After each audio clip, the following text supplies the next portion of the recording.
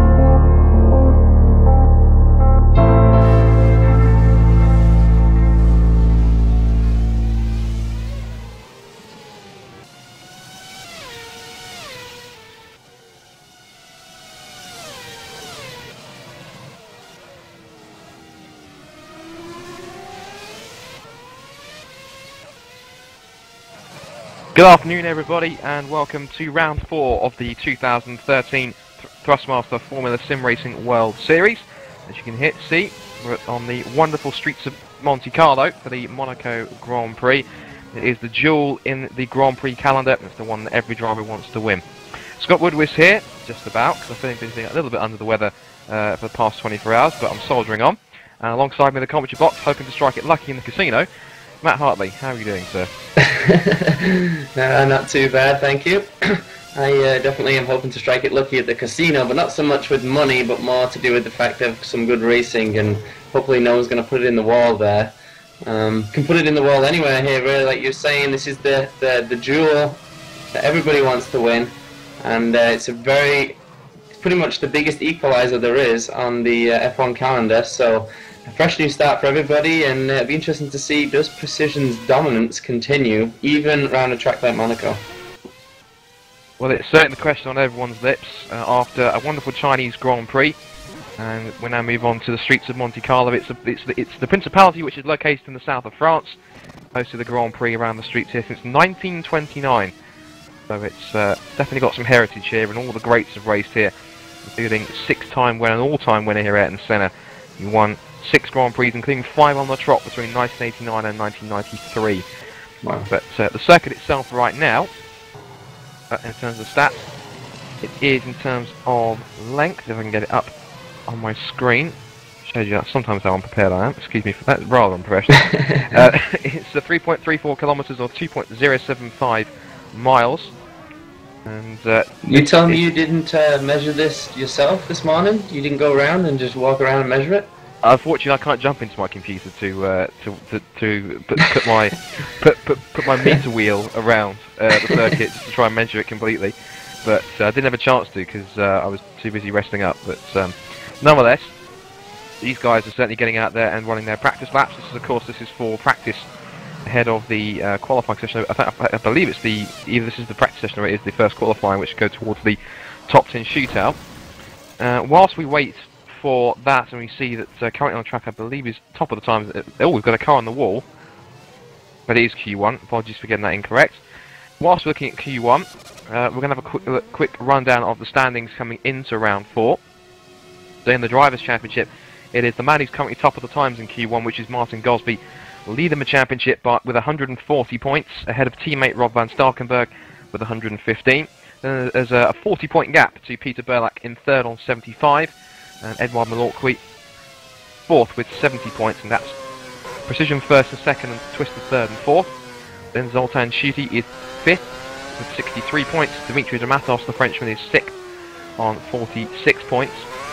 Equal 7th for Zoltan Nagy and Antonio Collarets with 39 points. And equal 9th is Nick Rowland, our very own FSR commentator, and Eros Masculi, both equal on 34 points. And that's quite impressive for Nick, since the fact that for the past 3 races, he hasn't, on the road at least, hasn't finished in the top 10, but he still has managed to get some decent and consistent point scores in, because of course the points go individually down to about 12, so that's not, everyone below that gets 10 points anyway, just basically for their troubles and for showing up. In the Teams Championship, it's Precision on top with 255 points, ahead of Precision on 145. Crown 7 Netrek for 3rd on 102. Then GT Omega are 4th on 73 points, and Go Speed are 5th on 62. Then Obato GP are 6th on 57. Pescara are 7th with 54. And it's Biocross Positive Sim Racing 8th with 50. Venus Project Racing just a point behind in 9th with 49. And Crown 7 Netrex Academy rounding out the top 10 in the standings with 45 points.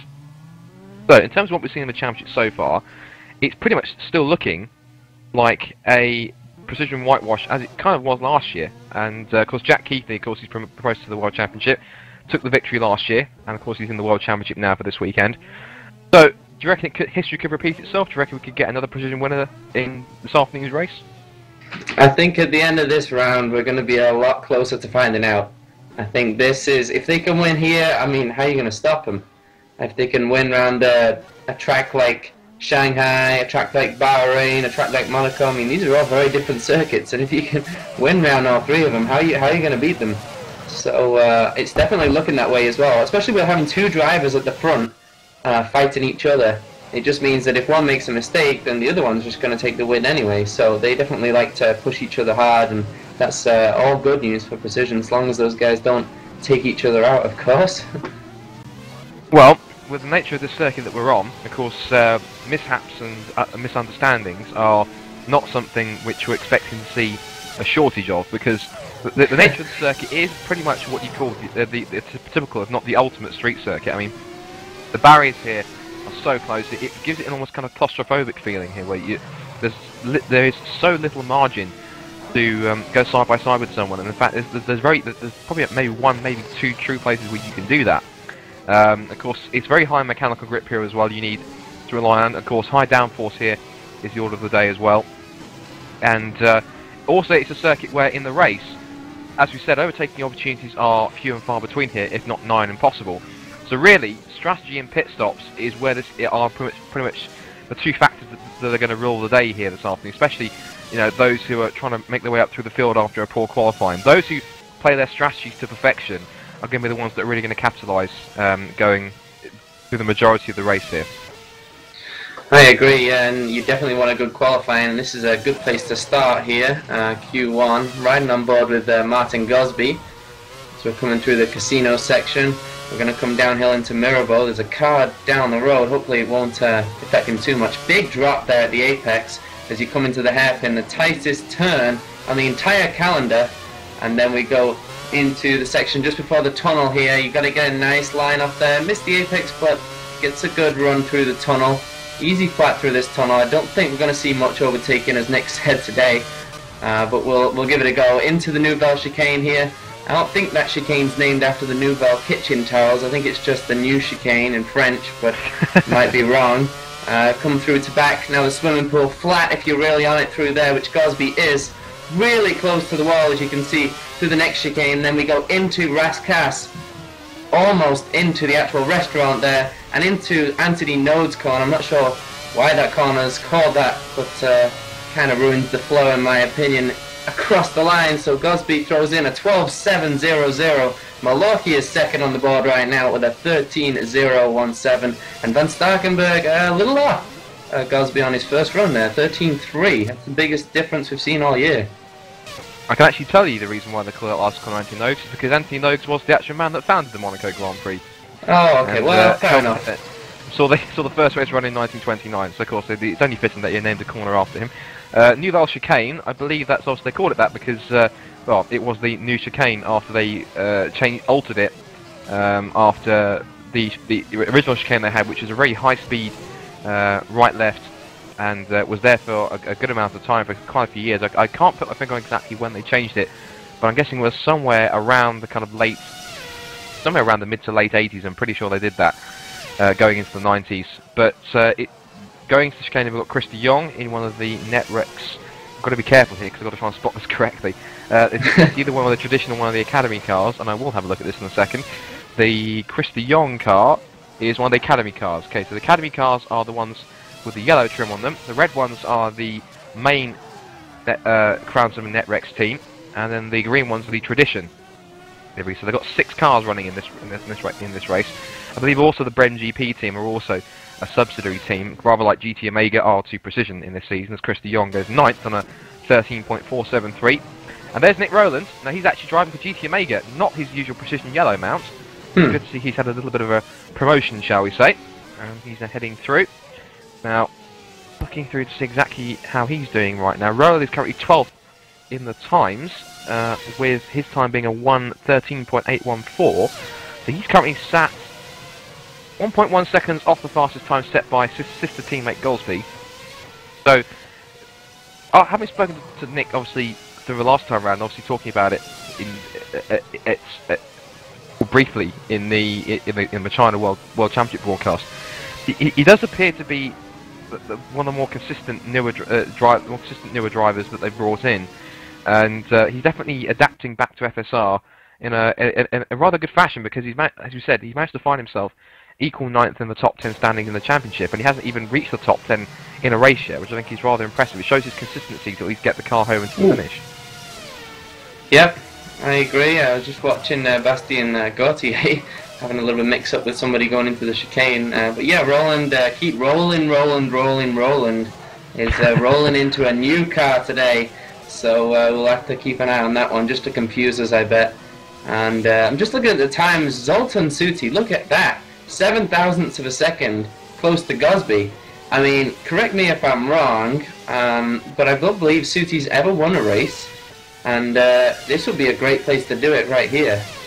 I know he has. I think he has won a race. I'm pretty sure if I'm correct. I believe he won Korea last year in the World Trophy. So that was with GT Omega. He's now, of course, he's running in the World Series with Crown 7 Netrex, and he's done very well. And actually, to be 7 thousandths off around a circuit such as Monaco is seriously impressive. As we continue to watch Nick Rowland, he's currently just a fraction over a second off the fastest time as he hooks it around Rascash. You need to straight line your braking through there and grab a late apex, and then through Anti-Nogues, there's a slight crest on the apex, and he does kind of try to just fling the back end of the car out, and another consistent lap time there, as he only lost another 1/10 of a second, and so that's another 13.8 from Nick Rowland. So he's definitely putting in the consistent lap times. Looking at his 2 flying laps have been a 13.814, his quickest time so far, and that lap time around was a 1:13.866. He's currently he's down to 13th in the times, but he's getting closer. He's definitely made a slight jump in performance. He always seems to be making that jump in his ultimate 1-lap pace as the weekend goes on. In order to get into the top 10, the cutoff point is a 1:13.4, and you've currently got Cyril Vermuller in the other GT Omega car on that time in a 1:13.467. And he's now the only man, because we had another driver jump up. Now, who was that's just jumped into the standings? It may have been, I think, either one of the Twister Racing cars or Rob Van Starkenberg, because it may have been Van Starkenberg, I think. Let me have a look at that one. Yes, I think it was.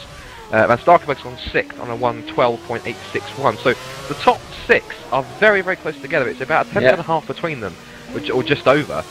So the pace here is looking pretty quick in terms of over 1 lap. But in terms of race pace, we've still got to see what everyone's true race pace is. Of course, we'll only get an idea of lap times they're going to be running on full race fuel when we get to, of course, warm-up, because that's when the drivers do that to get themselves adjusted back to running on a full fuel load and the race compound tyre they're going to be using.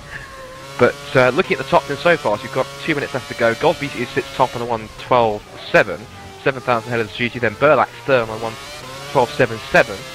Marco Conti on a 1:12.8, and then Edward Malorque on a 1:12.85, and then Robin Starkenberg on a 1:12.86. Then into the 13, Zolt Nagy on a 1:13.0.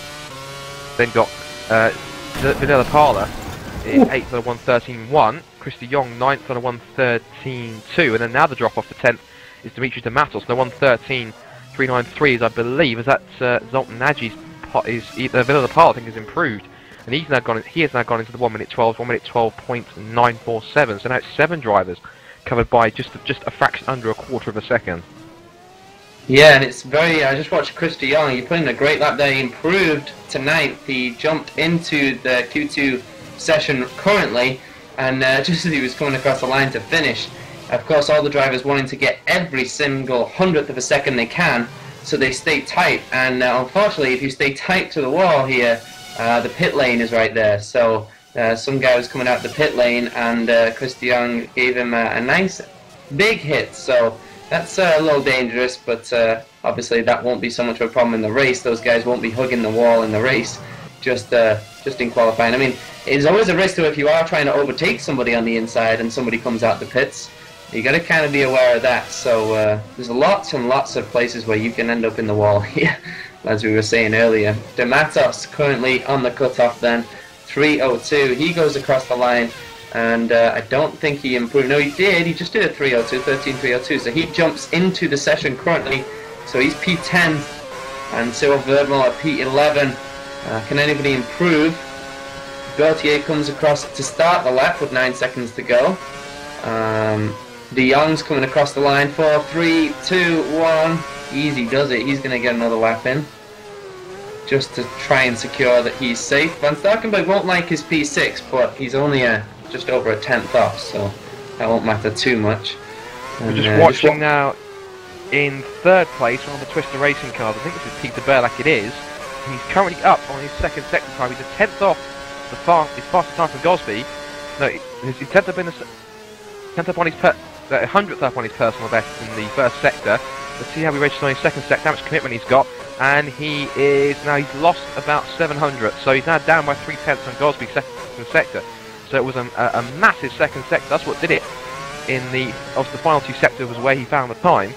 Burlack now heads out the final corner and towards the start and finish line, foot to the floor, and he goes across and sets a 1:13.071. He stays 3rd. He's not going to do anything.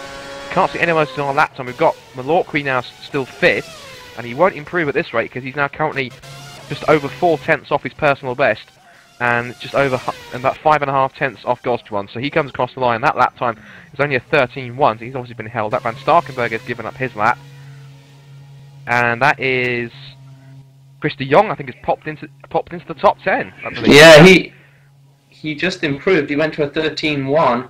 He was 9th and he stays 9th, but he did improve. He found 2/10 and he pulled out that gap. There's now a 2/10 gap between him and De Matos.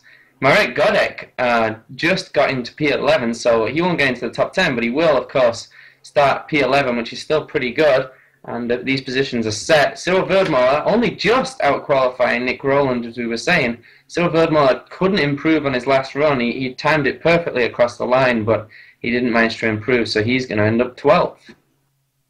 So the quick rundown then of the drivers that will go through to the top 10 shootouts. Martin Gosby on top, then with Zoltan Schusi, Peter Burlack, Marco Conti getting up there in 4th place, brilliant time from him. Edward Malorqui in 5th, Rob Van Starkenburg in 6th, Villa Parle 7th, and then Zoltan Nagy, Chris de Jong and Dimitri de Matos. Into Q2 then, rules here if anyone is unaware or wants a quick refresher. It's a simple 5-minute session, and all the guys get one single flying lap to try and set the fastest time possible here. And Martin Gosby looks like he's the first to jump, and he's now heading out onto the track to see exactly what he can do. And Martin Gosby, course championship leader, and he's won 2 of the opening 3 rounds. And of course, he also took part in the World Championship in China as well. And he had to do the same thing which a lot of World Series drivers had to do last year, especially Jack Keithley, where he had to give up finishing in the top 5 due to the regulations which run here in FSR, that if any driver that runs in a division lower than the one if it runs a division higher than the one they're registered for, so for example, in Gosby's case, he ran in the World Championship when he's mainly fighting for the World Series, then he cannot finish higher than the top 5, and as a result, he did kind of have to sort of give away his place to Patrick DeWitt. And also Edward Malorqui, who was standing in at Fast and Speed, also was in the same situation. So really, there's been a bit of debate, because I think some people weren't happy with the fact that it spoiled the show. It spoiled the fact that we were going to get a last few laps a dice between the three of them. But I'm not sure. I mean, what's your take on it, Matt? Do you think it's a fair rule, or do you think it's something that kind of ruins the end result in China in terms of the top 5? What's your take on it? It is, I suppose, like it does sometimes ruin an individual event, but in the long run, I think the rule is there for a reason. It's to make all 3 divisions as competitive as each other, and it does work. So, you know, one guy can't just go out there and take a win every single time and in the middle series and not be moved to the higher series. So the rule is there for a reason. Sometimes it might seem like it ruined an individual race, but I think it is a good rule. And we have got 3 very, very close divisions here. And looking at Edward Malorky then, he's going to be, I think, the first guy to come through as he comes up the hill through the casino section. Malorky, of course, had a great drive last race, just ran out of time, really, to try and get another place at the end. So he's come through the first sector time. He's dropped into the hairpin now. Very wide line, but you just kind of have to stop it and get it through. Well, actually, the man who's going to be setting the fastest time is the man who's fast in Q1 and championship leader Martin Gosby. He's making his way through the swimming pool section right now. We'll see exactly what benchmark he can set. Of course, we're looking something around a mid to high 1 minute 12. Here comes then Martin Gosby, flings out of Anthony Nose and stamps on the throttle towards the line. And will this be provisional pole position? Hugs the inside wall. It's a 1:12.944. Wasn't as quick as he set last time. But the next one we're going to be looking for now is going to be Edouard Malorky. He's actually down by 1/10 and a half, almost 2/10. So Malorky is going to have to try and improve here. The man who is close to those, Marco Conti, he's only about half a tenth off. And just behind also, but the man flying Zoltan Schutte is up by almost 2/10 in the second sector. He's now flying towards the line. This could be possibly pole position for Zoltan Schutte across the line. And it is! 1:12.878. So he goes fastest by 6, almost 700ths of a second. Excellent lap there. Let's have a look and see who else is coming through and who else is doing well in terms of a lap. We've got Rob van Starkenberg is heading out to finish his lap. Villa Pala is coming through to finish his one and only flying lap. He's 3/10 down on Schutte's provisional pole time. Across the line he goes. It's a 1:13.242. So he is currently slotting himself into P5. Also looking back through some of the other drivers who haven't set a time. Peter Berlak's come across the line to start his run as well. Also looking now for Rob van Starkenberg across the first split. Where is he? He's down by almost half a tenth as he flings it through Mirabone down towards the station hairpin. Full lock here as he just anchors it up and just winds the steering through the second part of Mirabeau. And now underneath the overpass and into the tunnel here. Apart from the crossover that you get underneath the grandstands in Singapore, it's the only other circuit that has a tunnel here on the calendar. Fits it through the Nouvelle chicane and up the short squirt towards the back, and he'll come up towards this fantastically fast part of the course. This first part of the middle section is absolutely magnificent. Full commitment there, and he's lost a bit more time. So Zoltan Schutte's second sector has been absolutely electric. So we'll keep track of that in a moment. Also, Nagi's also on his outlap too as well, as is Chris de Jong. And at the moment, Peter Berlak has lost a lot of time in the first sector, and he's actually gained it back in the second sector. So we'll have to look and see exactly how they get on. The current standard cars they go across, and Starkenberg goes 6th. It's currently Schutte from Gosby, and then Conti and Malorky. So we've got the last few cars to come through. Here comes Berlak then onto the pit. So has he found any more time in the last sector? He gained some more back in sector 2, and he goes to the top. Whoa, where did that come from, Peter Berlak? Wow. 1:12.821. That was a simply mega final sector. Wow, Where did that was completely unexpected. Wow, what a drive from Berlak. Schutte as well in second, but he couldn't. Schutte must have been thinking, okay, we got pole here, looking at Berlak's sectors, and no dice. Peter Berlak for Twister Racing, unbelievable. He gets the pole position, but Starkenberg down in 7th, and he made the mistake through to back. You could just see he had to kind of lift off through the swimming pool and lost time in that middle sector, but Peter Berlak sectors 7, 4 and a 5. And coming through then to finish laps now, we have Nagy going through the tunnel, but Chris de Jong is going to be the first guy to come through Anthony No's corner and across the line, stays nice and tight. Ooh. Just looking at Nagy, he's up in the first sector on Peter Berlak, so this could be intriguing. We could even get a change for hands for pole position again. Through the second sector, has he found any more time through here? The answer is no, he hasn't. He's dropped exactly 7/10 pretty much in that second sector, so that must have been where he found the time. and let's see if he makes any more, because that must have been, I didn't see it on exactly all of it on screen, but Burlak must have absolutely glided through that those final couple of corners. That was sensational, and he drops a further half a second, so that's exactly how electric it was. So we've got a grid then, and let's quickly have a look at exactly how they line up, because that was certainly unexpected, some very pleasant surprises. And we've got Peter Burlak taking a magnificent pole position from Zoltan Schutte. Martin Gosby sits third with Marco Conti fourth. Malorqui's going to be on fifth, alongside Lapala on row 6 and 6th, no, row 3 in 6th, rather. It's then Starkenberg, Dematos, Zoltan Nagy, and Chris de Jong rounding out the top 10. And the spread between 9th to 10th was about 1.2, 1.3 seconds or so, roughly about that. So, but to be honest, I mean, Matt, if anyone was a smart betting man, you would have thought, based on their form, that Precision would have run away with the front row, but that really hasn't been the case, has it? No, it's not, and I bet on Precision last time, so I guess I'm not going to be a smart betting man this time round. I don't know whether I'm going to go with them again. Kind of worried here for my Precision team. I mean, it pretty much shows how good they are when you're worried when they line up 3rd and 7th.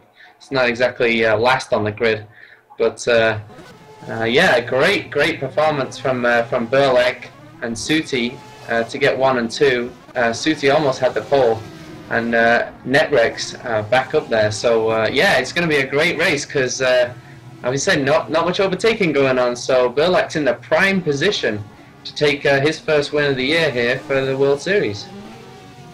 Well, he's of course the reigning World Trophy champion. He'd love to add a World Series victory to his CV. Of course, he's done some World Championship events last year, standing in at Twister.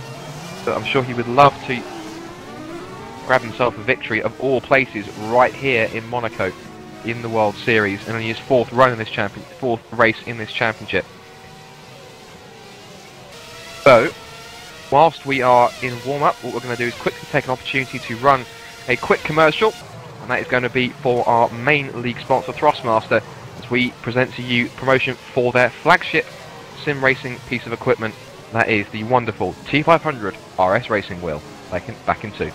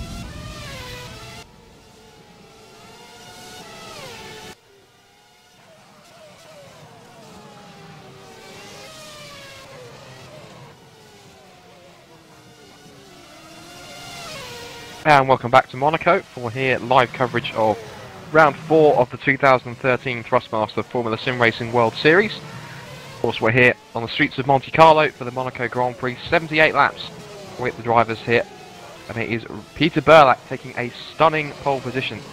Zoltan Schutte alongside him. No Precision Motorsports on the front row. The first Precision Motorsports car we'll see is Martin Gosby on 3rd position. Rob Van Starkenburg back in 6th. And it certainly was a shock to the system. Matt, we definitely didn't expect that. Nope. Not much to say, really. No, but Monaco, it always throws out, and Burlak 100% deserving of his pole position. An incredible last sector. He just did not want to give up that pole position. I mean, for him to even being that far down, for him to get in the top 3 would have been impressive. But to go ahead then and beat Sutti's time, I mean, it was a great end to the lap there from Burlak. And this is the thing, some drivers kind of give up mentally after they do, you know, the first sector if they're down a little bit, and other guys just think, nope, now I gotta try harder, I gotta find some time from somewhere else, and it's exactly what he did. Just watching the warm-up, kind of unfamiliar name at the top here, Marek Godek for Sisu Grand Prix, and he had a pretty good qualifying, starts P11. So he's going to be kind of looking around. It's just difficult. In that middle of the pack, you're just praying you get through the first corner. Because it's an extremely short run to the first corner, but it's a very, very tight one. Well, from what I remember, Marek actually scored a podium in Bahrain. It was 3rd place, I believe. So that was a great result for Sisu GP. He's currently tops. No, in fact, I was going to say he tops the warm-up times, but he's just been eclipsed by Martin Gosby. So 1:16.769. Looks like Gosby's got some decent race pace, as also has Marco Conti. As he goes to go back, and Godek actually trumps Conti down, goes to 2nd. So he now goes to a 1:17.374. So he's now really trying to turn it up. And Burlak has set a 1:18.904. So there's quite a spread here in terms of times. And I wonder if that's a kind of an indicator as to who's going to be running what tyre, because strategy-wise, we're expecting probably, I would say, those who you've really got 2 strategies to go with here. You've got those are going to be on the hard tyres, because remember the tyre rules, unless anything's changed in the 2 weeks between China and Monaco, tyre rules that apply in the World Championship, where you have to not only use the compound which you qualified with, the compound you use to set your qualifying time in Q2, at least the top 10 do in fact, but also though you have to run both compounds throughout the race. It doesn't apply in World Series, of course. They can pretty much run what they like. So those who have qualified on the soft tyre, you probably expect them to run that for the entire race, and I would probably expect them to run a 3-stopper, whereas those guys who are going to risk it on the hard and try and go a bit longer will probably try to eke it out and go for a 2-stopper. I mean, would you say that's a fair assessment? Yep, definitely. It'll be interesting to see what they choose, because people like Burlak and Schutte, I mean, especially Burlak, he has the prime choice. Whatever he wants to do, he can either put the softer tyres on and try and get a gap and get the undercut every time and keep the lead of the race that way, or he can put on the slow rock tyres and just hold everybody up, because no one's going to be able to get past him anyway. So, you know, either way he's going to have track position there if he gets a good start and doesn't make any mistakes. So really it's kind of a catch-22 of which way you want to go.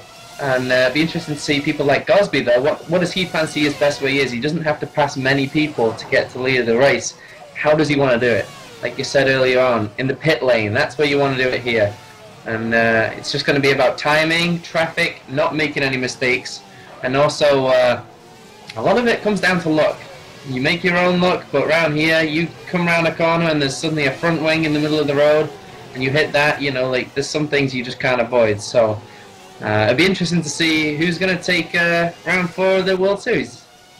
And that's a very key point you made as well, is that, you know, because looking at Gosby, that says to me the gap between the time that he's got on the top and the second fastest, which of course is Marek Godek, that suggests to me that he's actually going to go on to soft tyre. But what's going to be crucial is that in order to make that really work, he has to make up, effectively, he has to pass, to get a better start than Schutte and Burlak, and pretty much get nail them into the first corner and lead by the end of the first lap. Because if what you said, if the likes of Burlak and Schutte are planning to actually run the hard compound tyres, then exactly what you said. Of course, there's no reason why they can't just basically use the hard compound and sit there in front of Gosby and effectively hold him up, because yes, you'll have the soft tyres, yes, you'll have effectively the faster compound and the faster car, but if you're stuck behind not only two cars for position, but also you've got to take into account traffic throughout the race as well, it ruins your strategy completely. So if Gosby is going on the soft tyre, he knows exactly what he needs to do and be attacking right from when the lights go out. He really needs to be switched on, and I'm pretty sure he's got that mentality as, oh, Armando Mora, that is something you definitely do not want to do in the race. He slams it into the barriers at the entrance to the first part of the swimming pool. But that is going to be key. As we said earlier on, of course, tyre strategy, pit stops and strategy is going to be king here. It's going to be what decides the race, and not only, but also, and those who can take advantage of any clean air that they can get, also they're the ones that are also going to win out. So if Burlak and Zuti can run a strategy where hopefully they're quick enough to be able to, for example, if they're running the hard tyres and doing a two-stop, if they can run so that they in the first couple of laps at the beginning of both their second and third stints, if they can run with relatively clean air and get some quick lap times and get those tyres up to temperature, then they stand a very good chance of being in the top few positions. Gosby, of course, as we said, he knows what he needs to do if that is the case that he's using the soft compound tyres. But of course, you know, Monaco is Monaco, so anything can happen here, of course, and the nature of the circuit really does add to the excitement and the glamour, of course, as you head to the race session. Yep, and it'd be interesting to see people like Rob Van Starkenberg. I mean, what do you do around that position? And you expect he made a little mistake in qualifying. I saw it, and he's going to have to overtake some people. And like you said, it's going to be great to see Gosby trying to make passes around this circuit. I mean, you can't pass around Monaco, really. I think pass of the day is going to be whoever makes one. So it's it's going to be great to watch and see, because there's really not much room between the lights and turn one to get a good start. You kind of get in third gear and then you're back on the brakes again. But yeah, it'll be great to see exactly what happens. There's a lot of other names, of course, at the front that we can't forget about as well. There's a great championship going on, great battle in the championship going on between Edward Malarkey and Peter Burlak. Of course, Burlak prime position right now to extend his lead. Malarkey's going to want to try and beat him for Roboto Twister Racing. So yeah, it'd be a good race. I'm hoping there's not a 10-car pile-up at the first turn. Well, let's certainly hope not. And also, what's quite key as well is that you talk about passing opportunities. It's not like as I said, it's not impossible. A lot of people say it is impossible. I know I said earlier on they're going to be few and far between, if not impossible. But there are places that you can pull a move off if you're brave enough. I mean, say for example, look at Martin Gosby here. If you're brave enough into the back, yes, you can pull a pass here. And other places where you can, if you can force up the inside of Sandevot, yes, you can do that as well. Also, you can pass also through Mirabeau if you can force it up the inside, and also two other key passing spots if you can possibly get lucky are into the station hairpin, and also into the Nouvelle Chicane. Those are pretty much the kind of the four overtaking places that if you had to name a few or name any, the ones that we've seen probably the most overtakes over the years, both in FS9 and in real Grand Prix racing. Yeah. You know, some people have tried more opportunistic moves. I remember it was back in 2010. I know that they had to finish the race in real F1. They had to finish the race under the safety car, and Marcus Schumacher was told over the radio that the safety car line applied, therefore he could overtake going to the last corner. That's exactly what he did. He forced it up the inside of Alonso. On the track, he finished ahead of him, but of course Ferrari protested it, and eventually the FIA deemed that they were wrong, and they had to push away from it. So, like I said, passing, even though it might seem impossible, and even though we said earlier on it looks impossible, there are chances that you kind of have to create rather than just have open up for you. But it's certainly not going to be easy, especially with a circuit, as we said, like the streets of Monte Carlo. Here we go then. We're all lining up on the grid. A whole big field here today, all hurtling towards an extremely slow first corner. This should get interesting. Well, as the pole man leads them away, let's take you through the grid then for this afternoon's World Series Monaco Grand Prix, round 4 of the 2013 Thrustmaster Formula Sim Racing World Series. On the pole then is going to be reigning World Trophy champion Peter Burlak for Twister Racing. Zoltan Schutte sits second for Crown 7 Netrex. Third is Martin Gosby, championship leader. Alongside him is Marco Conti, the Italian for Abato Racing. Fifth is the second Twister car, Edouard Malorqui. Alongside him on row 3 is Vanilla Parla for Go Speed Racing. Rob van Starkenberg is 7th for Precision Motorsports, with Dimitri Damatos 8th in the second Go Speed car. And rounding out the top 10 is Zolt Nagy in 9th for Crown 7 Netrex. And in the Academy car, a fantastic result, Chris de Jong to get himself up into the top 10, I believe for the first time this season at least.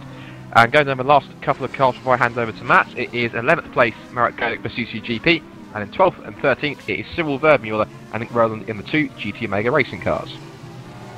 P14, Bastien Gauthier, and P15 is Florent Colli. P16, Danny van der Neet for Crown 7 Netrex Academy. Eros Masciuli is P17 for the brightly coloured Pescara car.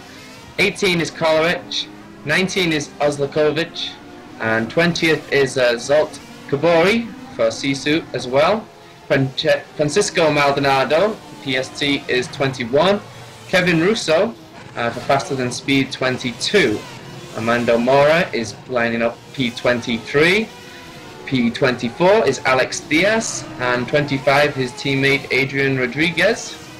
And lining up last on the grid is Thomas Mundy. He'll be hoping for a nice crash at turn 1.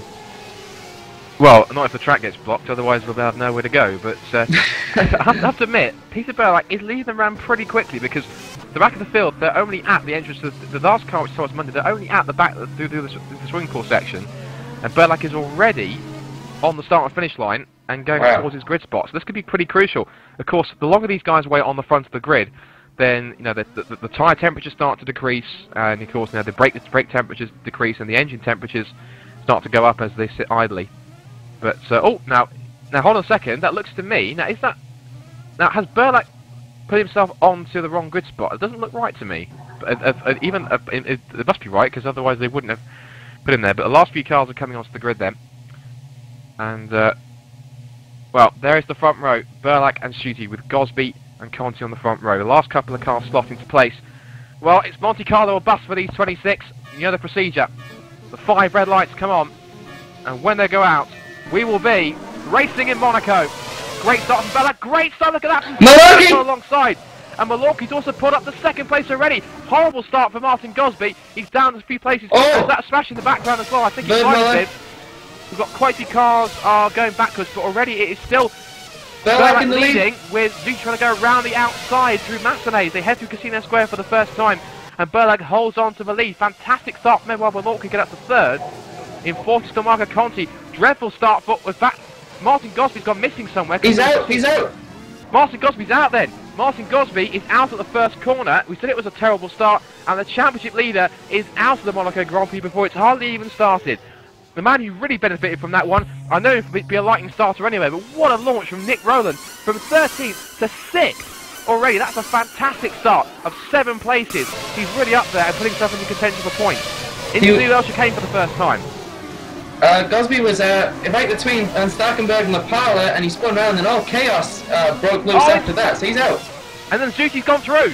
Zuti, wow, did the impossible. He put it up the inside on the exit of Tabak and just slotted past at the entrance to the swimming pool chicane. So Zuti, the man on the move, the young Hungarian. Oh, and Burlack's hit the wall behind. Burlack's run a bit too deep into Raskas, and that's stacked everyone up behind him. So now it's going to be Zuti that leads them across the line. It's going to be Burlack second, then Malorqui, Conti, Van Starkenberg is in 5th, Nick Rowland up to 6th. What a start he put on.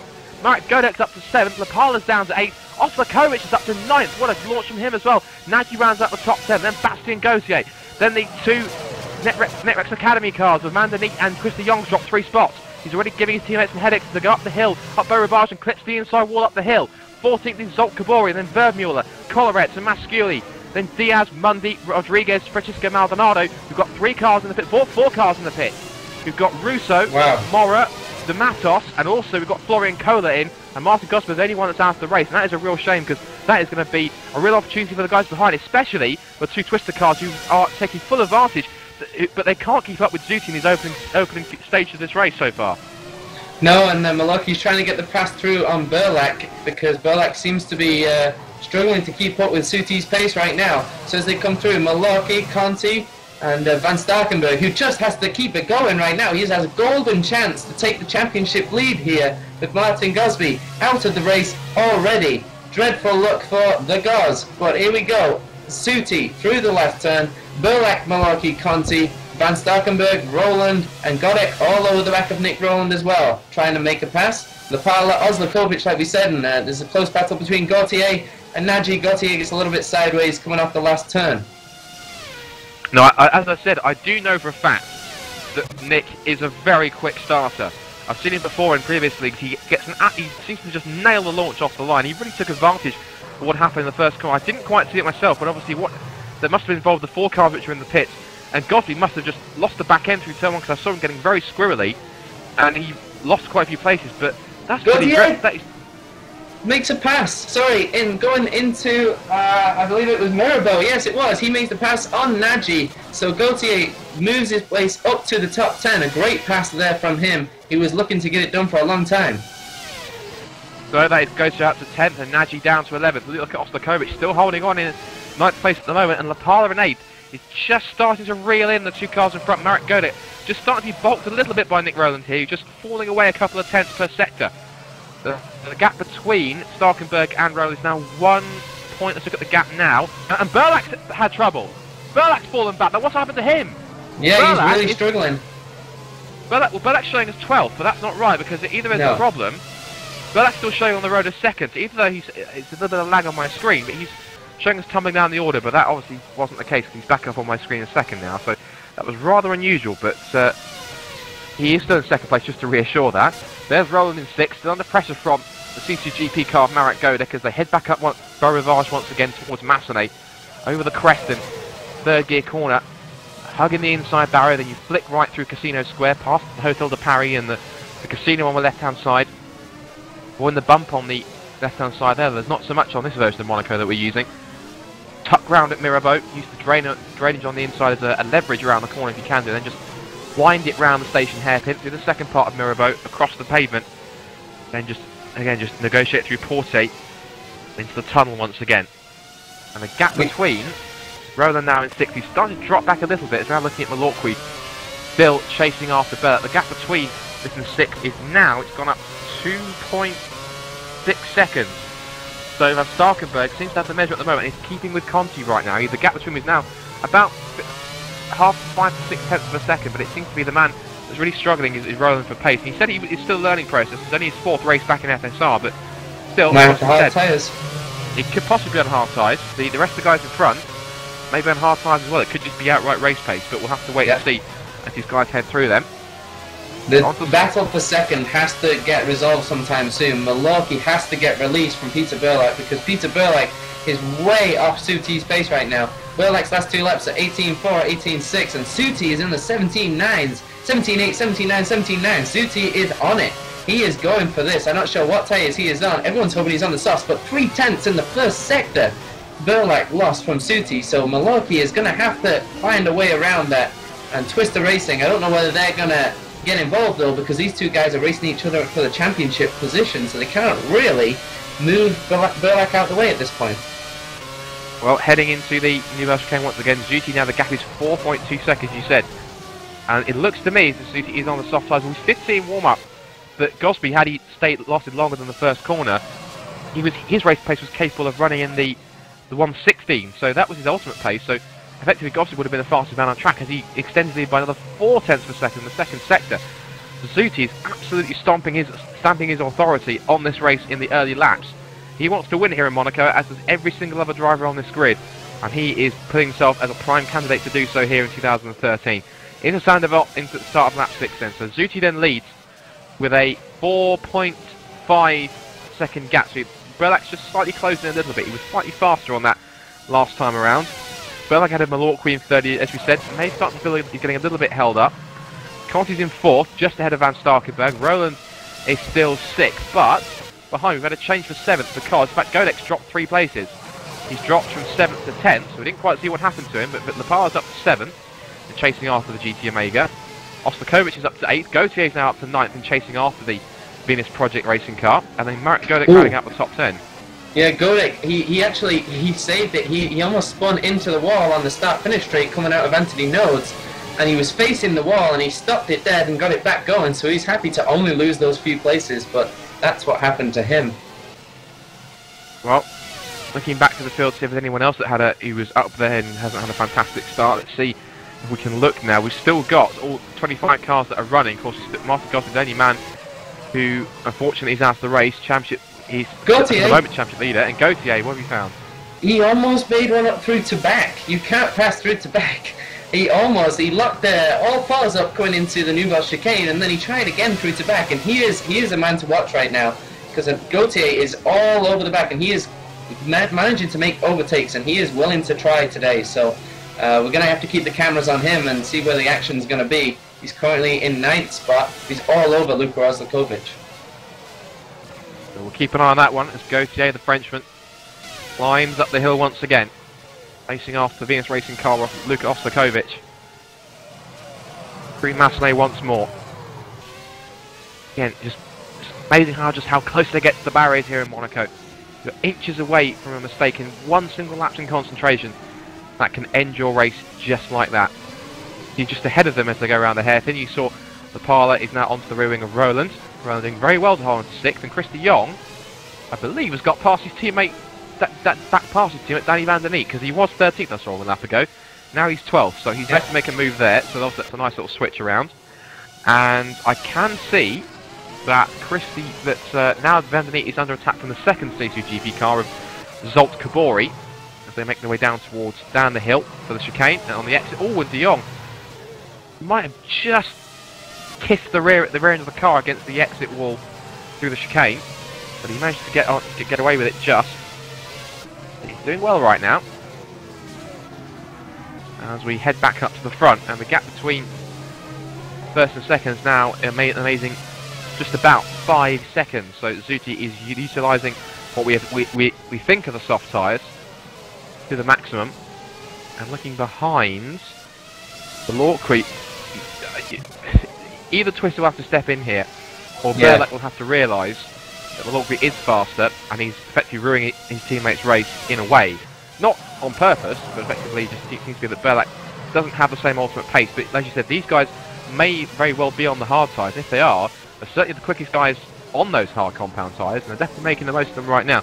Conti's dropped back his sister teammates. The gap between Malorquin in 3rd and Conti himself in 4th is about 3.8 seconds. It's just about 4. And he's actually falling into the clutches of Rob van Starkenburg now, who himself is about 3/4 of a second behind. So Van Starkenburg turning up the wick here. I'm pretty sure he'd love to advance himself higher up in the top 5 before the first round of pit stops begin. When that's going to be, we're not sure. Oh, Luka Ozlakovic has been passed by Godek and Gautier. So I'm not sure exactly how that happened, but Ozlakovic now is back down to 10th, so Gautier is in 8th. And it looks to me like, he just ran a little too deep into the station hairpin. That's what it was, he ran a little too deep. And then that just allowed both both Gautier and Godek through, which is pretty intriguing. So that means now that Gautier up to 8th, Godek now in 9th, and Ozlakovic now running out the top 10, and he's now got Zolt Nagy just behind in the second of the main Crown 7 Netrex cars chasing him down as they filter through Casino Square for the 9th time out of 78 laps. When is Twister going to step in? Are they we don't know what tyres are on. The first stop is going to be the crucial one to exactly see whether it is Malarkey, who is very, very close here. You're not going to try a pass into back on your teammate. I mean, you might get kicked out of the team for doing that. And you can see Berlek a little bit quicker through a swimming pool. A lot of lockups here, but not really high speed, so it shouldn't do too much damage. It's just to be expected. The gap to the front is 5.5. Van Starkenburg still running behind Conti. Lapala still behind Roland. Gautier is going to catch those two up pretty quick, I feel. This is the first time he's had some clear air. He's made some good passes here today on his way for my driver of the day, I'm guessing. That's got to be his motivation. Well, he certainly knows what he's aiming for, and that's his two sister teammates right in front of him. Gap as they went across the line was 2.2 seconds. He's definitely aiming for something. And Roland is just about clinging on. Still 6th place in the parlour. As we said, he needs to try and either force Roland into a bit of a mistake, and that's not something which really happens with Nick from what I've seen him race so far, if I'm being honest. And Lapala... Danny Van Der Neek got overtaken by Sue Verdmoller coming out of the casino. Verdmoller on the outside. Unbelievable. How did that happen? Verdmoller overtook Van Der Neek around the outside of the casino. Verdmoller's having a tough day after getting involved in the Turn 1 incident, but that was a great pass. It's one for the highlight reel. Pretty sure Zsolt Kobori got the popcorn out and thinking, this is fantastic, I'll sit back and watch this. And I'm pretty sure hopefully he's taken some tips on how it's done, so he can now have a go at taking fourth, believing the second GT Academy car of Danny Van Der Neek of 14th place, but he won't do it by getting an exit like that from the Nouvelle chicane, as someone's locked up big time into the second part of the swimming pool. And Chris de Jong again locking up. Either he's struggling, in fact he's into the pit, so Chris de Jong dives in. He believes he's the first of the ones near the front to make a stop. So seems early. Well, maybe he's possibly running. But he's quite early out, in fact, as well. And also Zsolt Kobori's in too, so maybe the tyre wear's a little bit higher than we thought, because if that is, either de Jong feels he's not on the right compound, he's gone to the soft tyres. If he has, that's a disastrous decision. And also that applies to Kobori as well, because he's just gone ahead and pitted. Or the soft tyres are wearing... He's worn his soft tyres out completely, trying to, whilst he's been battling and duelling and getting stuck behind cars in their dirty air whilst running. Of course, that's not something that's hard to avoid as he tries to get at the inside of Eros Masculi. But yeah, that is rather early. That was the end of lap 10 that he pitted, and that's quite unusual for him, I think. The gap at the front's coming down, so maybe those soft tyres, I don't know, are they graining or going off, or is Suti just slowing down? But 18.7, 18.6, his last 2 laps. Burlek's last 2 laps, 18.1, 18.3. We've lost Marek Godek. Marek Godek is out of the race. That's an accident. What caused it? Oh no! Let's have a look. High-speed crash, swimming pool. You don't want to crash through the swimming pool. Lost his rear wing, his rear wheel. Huge incident there for Marek Godek. Well, that is a shame. He will now carry on. And of course he'll look forward to round 5, which is in a couple of weeks' time. So, Zuti still leads. Let's see what the gap comes down to this time. Gap has stabilised at 4.4 seconds. Waiting anticipation. It's still a long race to go. We're only on lap 12 of 78 here. As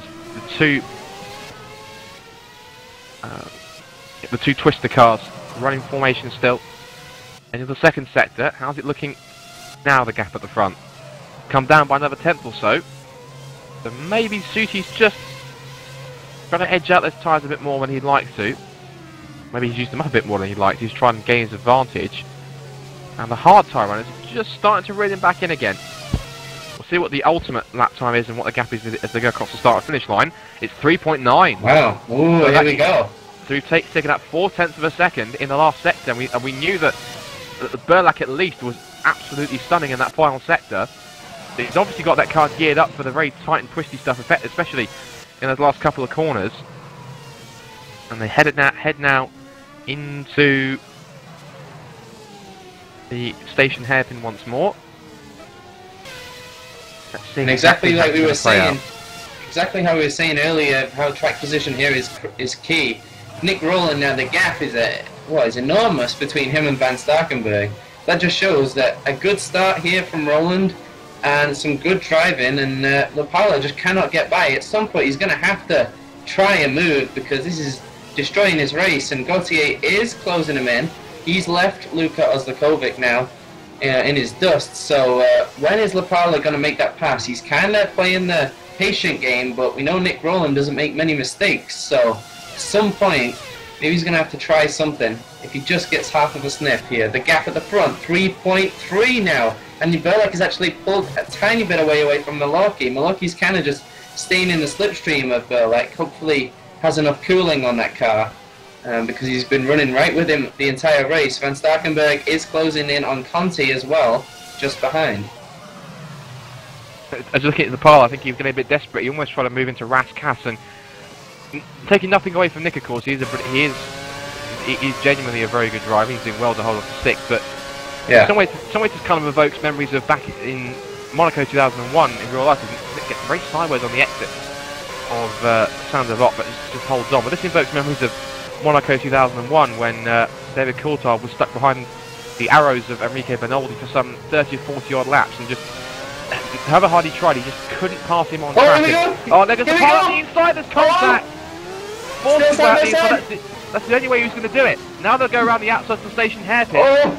Roland covers him off, but he was wise to try to get him around the outside. Gautier is now going to catch up now. He's obviously going to capitalise on whatever fireworks now go off between these two. Will Lapala do the dive into the Nouvelle chicane? Here he goes! Lapala on the inside locks him up! Roland kind of covers it! Oh, Roland stops it down the apex! And somehow these guys are still running. He's getting sideways again though, and Gautier now has to be looking at this thinking, how am I going to get past these two? It's only a matter of time. Burlak, we have a pit. Suti. Yeah, Zoltan Shuti's in. He's made his stop and he's heading back out onto track now. And he's going to rejoin. Oh no, not right behind. In 5th. He's going to be joined well clear of this battle for 6 that's going on between, well, it's a 3-way scrap now, between Roland Lapala and now Bastien Gautier's now found himself embroiled in this fight. And Roland, of course, he won't appreciate the contact from Lapala into Mirabeau, but I think he understands that just how frustrated he's getting. Yeah. And Lapala, I think, just got a bit too desperate going into Mirabeau there, and that's also the consequences. You see just how close he gets. Here we go. On the exit of Casino once again. Will he try diving up the inside? No, he learnt his lesson from last lap. And this must be absolutely killing Lapala here. He just so wants to get Roland out of the way here, but as is the nature of Monaco, you have to force your opponent into a mistake. Either that, or he's hoping that Roland pits first, and he can use the massive amount of clear air that he's got in front of him, which it is massive, in order to try and get a stonking couple of one or two in-laps before he makes his first stop of the day. But right now... And we have a fight between Nagy and he's all over the back of Oslakovic too. He's caught Oslakovic up now, and Cyril Verdemont, a guy to watch too. He's now P11, so he's pulled himself back into the top 10 almost after that terrible first start. And Nagy really close to Oslakovic. Will anybody make a pit? There's that Oslakovic! Oh, he's in the wall! Nagy's sat right there, right behind him, and he can't go anywhere. He's blocking the track, and they can't get out of the way. And Nagy somehow gets through, and Oslakovic drives the wrong way. He's trying to get into the pit lane. All chaos is broke loose. Well, that is not going to sit well with the stewards. Driving in the wrong way on the track in any circumstance is a big no-no in that one. And I think we lost someone else in there. Amanda Morris out of the race. Engine. That's our third retirement out of 26 cars we've got in this field. So Ostakovic is back in. He's got his repaired, but that wouldn't surprise me. He gets at least a time penalty at least for that driving there. Of course, Ostakovic is only. Sorry, Verdemont, his 9th now, because Nagy was stuck. Caborni has now left the race, but Verdemont is up to 9th because Nagy was stuck right behind Ostakovic. I'm not even sure how Verdemont got by, but he's P9. I'll tell you something else as well. Lapala's down to 8th. He's lost the place to Bastien Gauthier. Now I wonder if that's possibly him getting a bit too frustrated and trying another do or die move on Roland, and it's come off wrong. And Bastien Gauthier has just seen the opportunity, seized it and gone, thank you very much, good night Irene, I'm gone. And he's now well, he's not gone just yet because Lapala is right on the back of him still, and look who's also into the fight, Cyril Vermeulen. So this is, I think Lapala's going to get sick of the GT Omega cars at this race because, is he forced Bastien Gauthier wide? He might have done, and Vermeulen is going to take the opportunity on the exit to the outside, side by side up the hill, and Vermeulen, very opportunistic, still side by side, up the inside of Massenet. But Vermeulen's got a bit too deep. They'll run again into bang wheels. Then 3 wide. Lapala's trying to go round the outside of the Casino Square. They're still going side by side down towards Mirabeau. And Lapala, how on earth did he do that? That was incredible driving. At one point he was 9th and then takes 2 cars around the outside in the space of 2 corners. I just watched the replay. Oh my, that is pass of the season. Lapala. How did that happen? Unbelievable.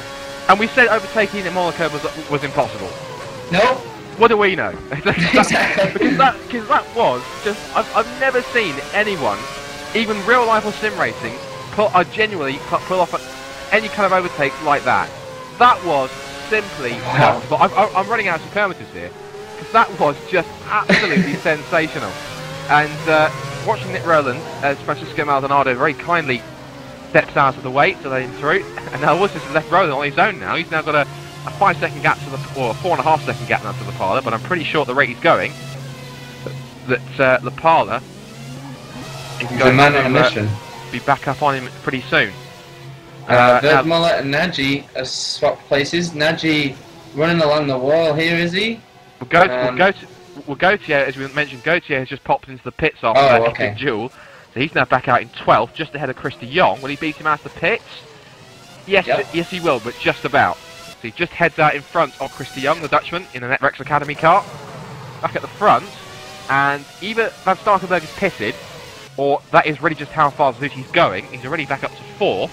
And here's something, he's now right onto the tail of Marco Conti, who's being held up by the this is for 2nd and 3rd, and Malorqui's into the pits. So Malorqui, either his tyres were struggling, or he made a mistake somewhere, but now we've got to fight for what is now 2nd on the road. It's now Conti versus Zuti. Effectively, Zuti at the moment is, I guess you could say, net leader, but the gap between Zuti in 3rd and Berlak in the lead is now 7.2 seconds. Van Starkenberg, comes out ahead of Malorqui. Van Starkenberg has stopped. Van Starkenberg has stopped. He did a 1:31.4 2 laps ago, so Van Starkenberg has pitted, and he's ahead of Malorqui. And I have to admit, this is just how incredible Peter Berlak is in terms of how consistent he is. I'm looking at his past 5 or 6 lap times, and they're all within half a second of each other. Look, if you go back from, for example, back to lap 12, shall we say, on lap 12, 1:15, 1:18.1. Then 1:18.1 again, 1:18.5, 1:18.0, his personal best of the race. Another 1:18.1, 1:18.3, and a 1:18.1 on the last time around. That is absolutely amazing, but comparing it to Zuti, if I look at his lap times, let's take a look on his tyres, and, well, on his lap times since his pit stop, he's been absolutely charging. His first lap after his outlap was a 1:19.017, but then he set a 1:16.687, followed by a 16.8 and a 17.3, so that says to me, not only is Berlak, obviously his tyres, he's definitely on the hard tyres and making them work, but it says to me that Zuti has most definitely gone the softer option, and is running soft all the way through to the end of the race. That's without any question or shadow of doubt on that one. He needs to get back. Oh, he hits him! Oh, Zuti hits Conti! Going into the casino now, and it looks like they're both still running. Not sure what the damage was on those two, but Zuti getting frustrated. He has to get by Conti, but I mean, he can't just launch one like that. I'm going to quickly look at it back on my screen. Oh, I lagged out a bit too much because I wasn't looking at it, but Zuti did the wise thing to just back off and allow Conti to continue in that 2nd place, but definitely shows that Zuti wants to get this over and done with. Here he goes. Okay, here he goes. Starting up the inside. Wow, what a pass. A wonderful pass into the Nouvelle Chicane. That's Zuti up to 2nd, and he is now on a mission to catch. I wonder if he's fast enough to even catch Berlak before the Croatian first pit stop, because the rate he's going, it certainly looks like a possibility. Yeah, and then he is going to be able to make the pass in the pits if that's the case, because at some point he's going to have to overtake Berlak. But yeah, I'm not sure what happened between Van Starkenberg and Malorqui. I'm not sure where Malorqui lost the time. He did a 1:20.3 and then a 19.5. He did some slow laps in there, maybe a mistake, but Van Starkenberg is ahead of him net now, so he's very happy about that. And how far is he behind? He's 13 seconds behind Berlak. And how much time do they lose in the pits? Usually around about 12-13 seconds, so that should be close between those two. And Zuti, it'd be interesting to see how quick he can close up. Conti is still running 3rd. Very smart by Zuti, like you said, not to overtake Conti illegally. You don't want to get in any trouble. The Parla has not caught Rowland yet. Danny van der Neet is up to P10. Kolarich is 11. Gautier is 12. Of course, he has stopped though. As we can kind of see the hard tyre guys now crawling up to the top 10. Luka Roslokovic is a long way down the order. I'm assuming he stopped, but that seems a little far down. He did a 57 in there, so I'm not sure what happened there. Oh no, sorry, I am sure what happened. We saw it, yeah. He he drove the wrong way around the track. We lost another driver. It's Chris de Jong, unfortunately. After starting in 10th, he's unfortunately out of the race, and that's rather sad for the young Dutchman. He'll live to fight another day, and we'll see him, of course, in 2 weeks' time. But moving back into this race then, we're on lap number 22, excuse me, completed 21 laps. And as they stand right now, Peter Burlak is the man in the lead for Twister Racing, still yet to pit on those hard tyres. And his lap times, let's see how they're looking right now.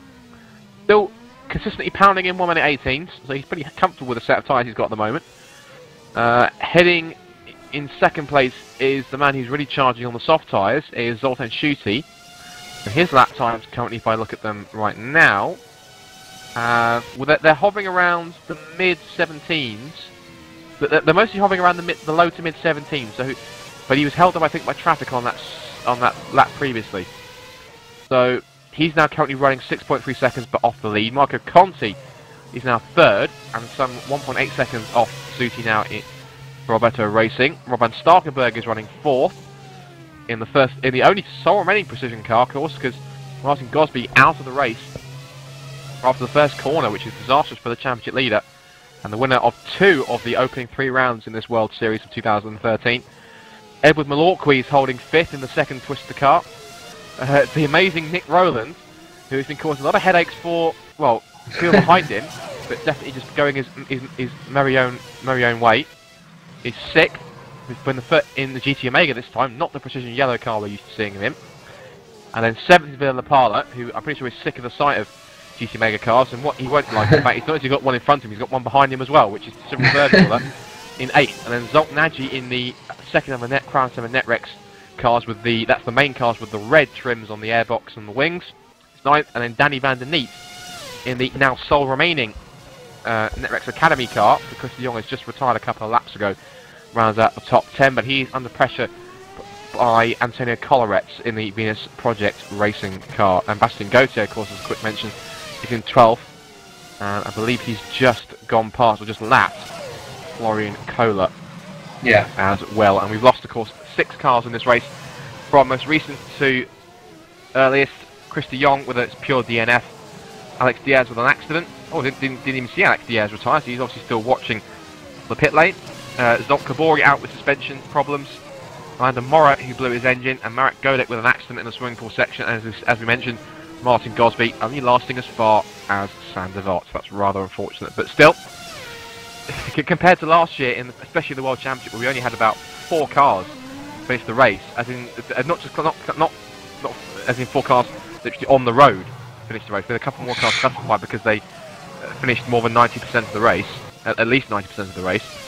But Monaco, it just shows how much of a challenge it is, and not only that, it just also proves that if we take liberties with it, it is a real car breaker.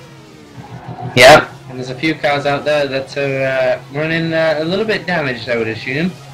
Villa Lapala, Luka Roslokovic is left the race, so no time penalty added on, but I'm not sure whether he'll get one for next round or what will happen there.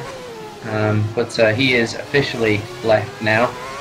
Villa Lapala is caught right up to rolling, and he's going to have another go at bashing into the side of him and seeing if he can bash that car out the way so he can finally get through.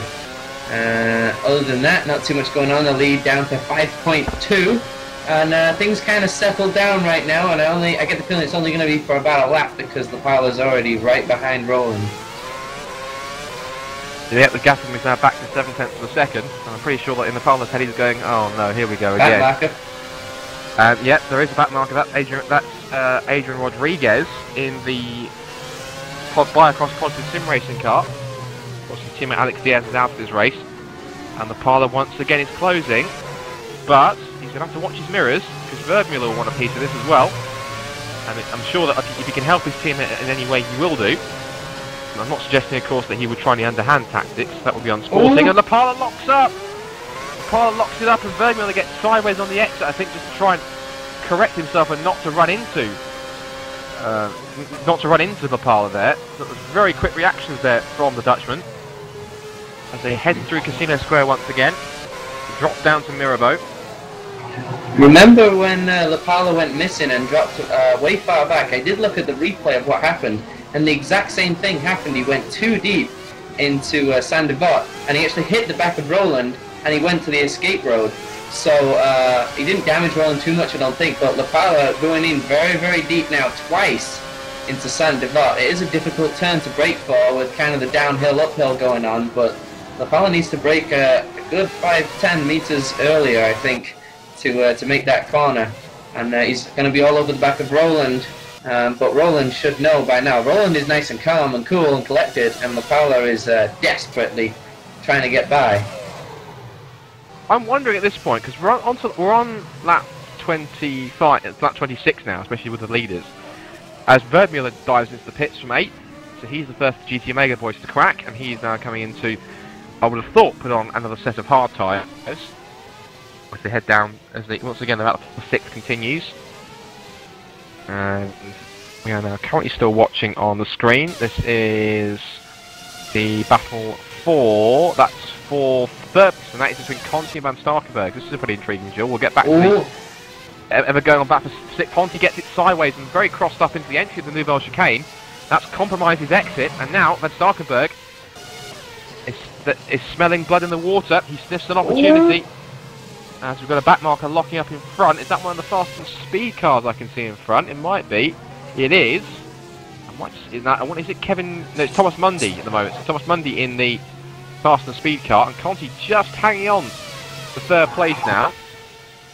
Great fight going on too with Gauthier and Van der Neet. Gauthier trying to get by. They were side by side through the hairpin, and crucially, Verdmuller got ahead of Gauthier because he was stuck in the traffic of Kolarec and Van der Neet. Kolarec pitted, but Verdmuller has jumped Gauthier.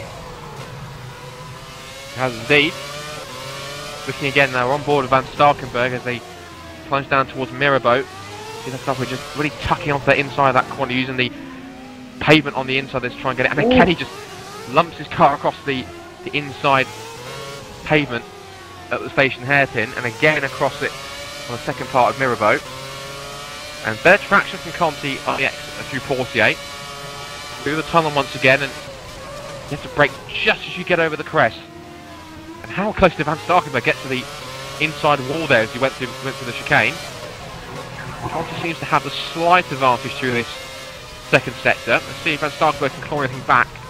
Definitely closed under braking as they go through the exit of the swimming pool towards Rascasse. Straight line the braking. And Van Starkenberg with a slightly later exit.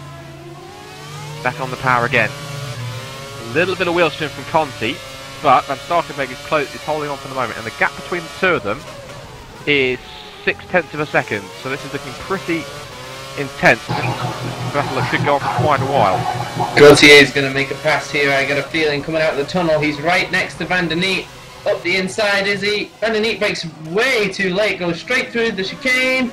Now Van der Neet's going to have to give that place up, and he does wisely. So Gauthier's through. It was killing his race, but he makes the pass work right there by default, I guess. Just checking back in on the battle for 6th, and Rowe is still in front of Villa Lapala. And I'm pretty sure that Lapala is literally flipping tables in that cockpit, because he probably cannot believe that he's gone 27 laps now, and he just can't seem to get past Britt in the GT Omega in front of him. And this is great to drive for Nick Rowe. He's definitely taking advantage of the fact that, well, we say it's impossible to pass. Of course, Lapala put off those awesome overtaking moves earlier on, but they head now onto the tunnel section and down towards the chicane once again. Does Lapala close? Just about locks his outside front. Through to back once again. I don't know about you, Scott, but I'm kind of flipping back and forth here between the 4th and 5th fight, the 3rd and 4th fight, sorry, going on, and then the Lapala fight, 6 and 7, and I keep every 2 corners keep switching back just to see if Lapala hit the wall. He hit the inside wall. Another mistake from him. That car is still running, but now he's going to have to catch Roland up again. He's going to come under pressure once more, this time from Zoltan Nagy in the second Crown 7 Netrex car. So I wonder, I think that's purely Lapala is just cracking under the stress and the anxiety from the fact that he knows all this time that he's been stuck behind Roland. It's effectively been ruining his chances of being able to score a top 5 finish. Yeah. Roland knows exactly what he's doing. Obviously, he knows he's taking full advantage of the nature of the circuit and the uniqueness of Monaco, and he's playing it to perfection at the moment. He's holding on to 6th, and to be fair, I think he's doing it very well. He hasn't made any mistakes. He's run a very cool and calculated race so far. Conti into the pits. They came up to the back marker, and Conti's dived into the pits. And Burlak's in too. So race lead, I was wondering when he was going to come in, but that's the end of lap 29. So Burlak has made his first stop. Now that looks to me as if he is going for 2 stops. So he's managed to make those hard tyres last 28 laps. Yes, 28 laps, or 29 if you want to count it. Don't when you want to count. So that means now I'm pretty sure Burlak will now be on those once again, which means I'm expecting him to come back in at roughly round about lap. Roughly round about I think lap 59 or lap 58 or lap 60 or so, but lap 50. But between maybe laps 57 and 60, I wonder. Now, and that's Roland's in as well. Yeah. Wow. Great timing. That must really make his heart sink. The fact that even in the pit stops, GT Omega still turn it around quicker. Wow. So I was thinking, what do I have to do to get this GT Omega out of the way? But so now it continues. And it's worked perfectly for his teammate Cyril Verdemüller too, because Verdemüller, he's having that. Verdemüller, let's just calm down here. He's having a sensational drive. We've just lost Thomas Mundy. I'll look into that in 1 second. But Verdemüller is having a sensational drive. He got caught up in the first corner incident, was down to 15th, 16th, I don't know, he was down somewhere. And now he's up to 7th. And also, I think we've lost Luka Ostakovic as well at some point. I didn't see that myself when we lost him, but maybe he's given up the ghost or exactly what happened to him. Then it was engine failure, so Ostakovic's engine has gone, and it was a simple DNF for Mundy. So we're losing more and more cars. We're down to 18 out of the 26 that we started with, and we're not even at half distance just yet. We're only on lap 31 of this Monaco Grand Prix. So taking stock into what's happened so far then, Zuti now is back into the lead, but he's been closed in steadily by Rob van Starkenburg. Second, Peter Burlak is in 3rd place, managed to get out in front of teammate Edouard Malorqui again. Doesn't appear to be matching exactly the same pace as his teammate right now. Marco Conti's pit stop has put him back out in 5th. Zoltan Nagy is up to 6th place. That's after, of course, we've had the pit stops from the 2 guys in 8th and 9th, because Cyril Verdemüller he's managed a great undercut, in fact, Cyril Verdemüller. I've just noticed that, because he pitted before both Lapala and Roland. He's actually managed to pass them both in the pit stops. Yep. Fantastic tactical play there from Verdemüller, and we've lost Sebastian Gauthier. Oh, Gauthier! Wow. Gautier's out of the race, and that's an accident for him. Now, if I can get a replay of that. Oh, through Massenate, he slammed it into the wall just before the exit. That's torn off the rear wing down to the right rear wheel, and that is a shame, definitely, because he was having such a good race and was on course for at least a top 10 finish, at best I think a top 10 finish. So Bastien Gauthier, we lose another car, and that puts us down to 17 runners. Yeah, dropping like flies. Mundy was a mistake coming out of the Newville chicane. He just lost it and ended up flying to the inside wall. Simple accident for him. But yeah, they're dropping now. We're starting to see that it's good being fast for 1 lap round Monaco, but to be 78 laps and not make a single mistake is very difficult to do. I'll tell you something else as well, is that Rob van Starkenburg is not hanging around in 2nd place. He's definitely closing in on leader Zoltan Schutte, because he's really closing, because the last time the gap was 2.2 seconds. Now he's taken out a huge chunk of time. It's now 1.3. So Van Starkenburg has to be on the harder compact. Schutte's in the pits. And yes, that is correct. So I was still looking at the replay. So Zuti is in for his 2nd stop then. So Van Starkenburg takes the lead.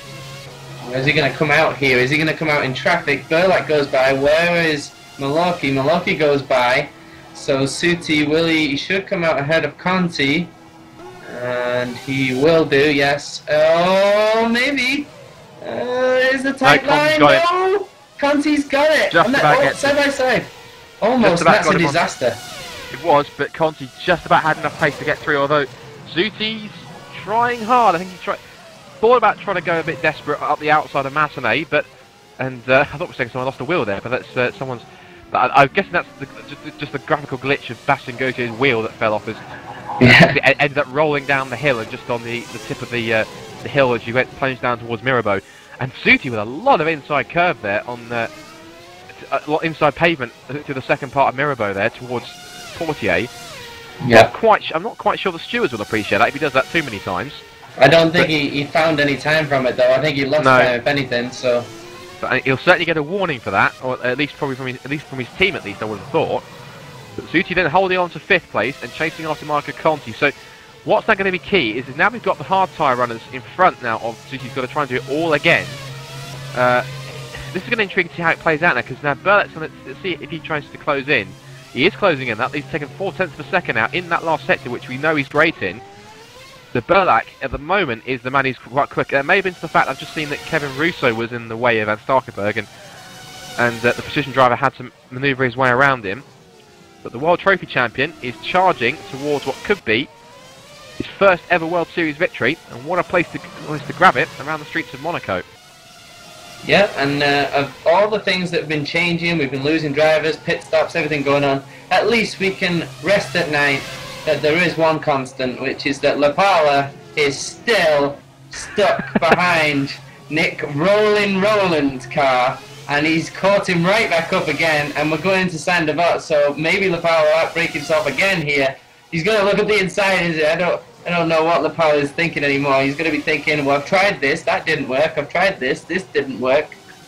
I don't know what's going on there, but these guys are going to get some solid points if they don't take each other out. But I mean, we're only pretty much halfway through the race, not even.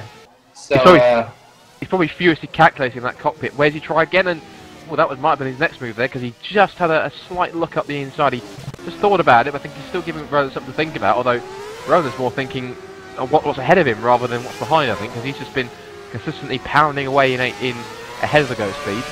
I think they've changed position somewhere, and I think Vermeule's got past Nagy into the Nouvelle chicane. So Vermeule is charging up to the field once again. Last time we saw him was 7th and managed to undercut both of the troublesome twosome of Roland Lapala. He's now made another spot, and he's now up to 6th. So he's definitely charging, and at this rate, well, I was going to say he might try and catch Zuti, but he has got a 30-second gap to make up. Although, as he's on the hard tyres, we'll have one less stop to make.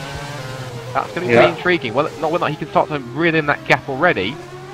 And the gap, as far as I can see, is 29.5 seconds. So he's got plenty of time to try and bring that down.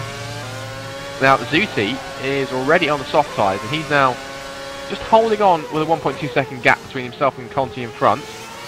Nagy pits.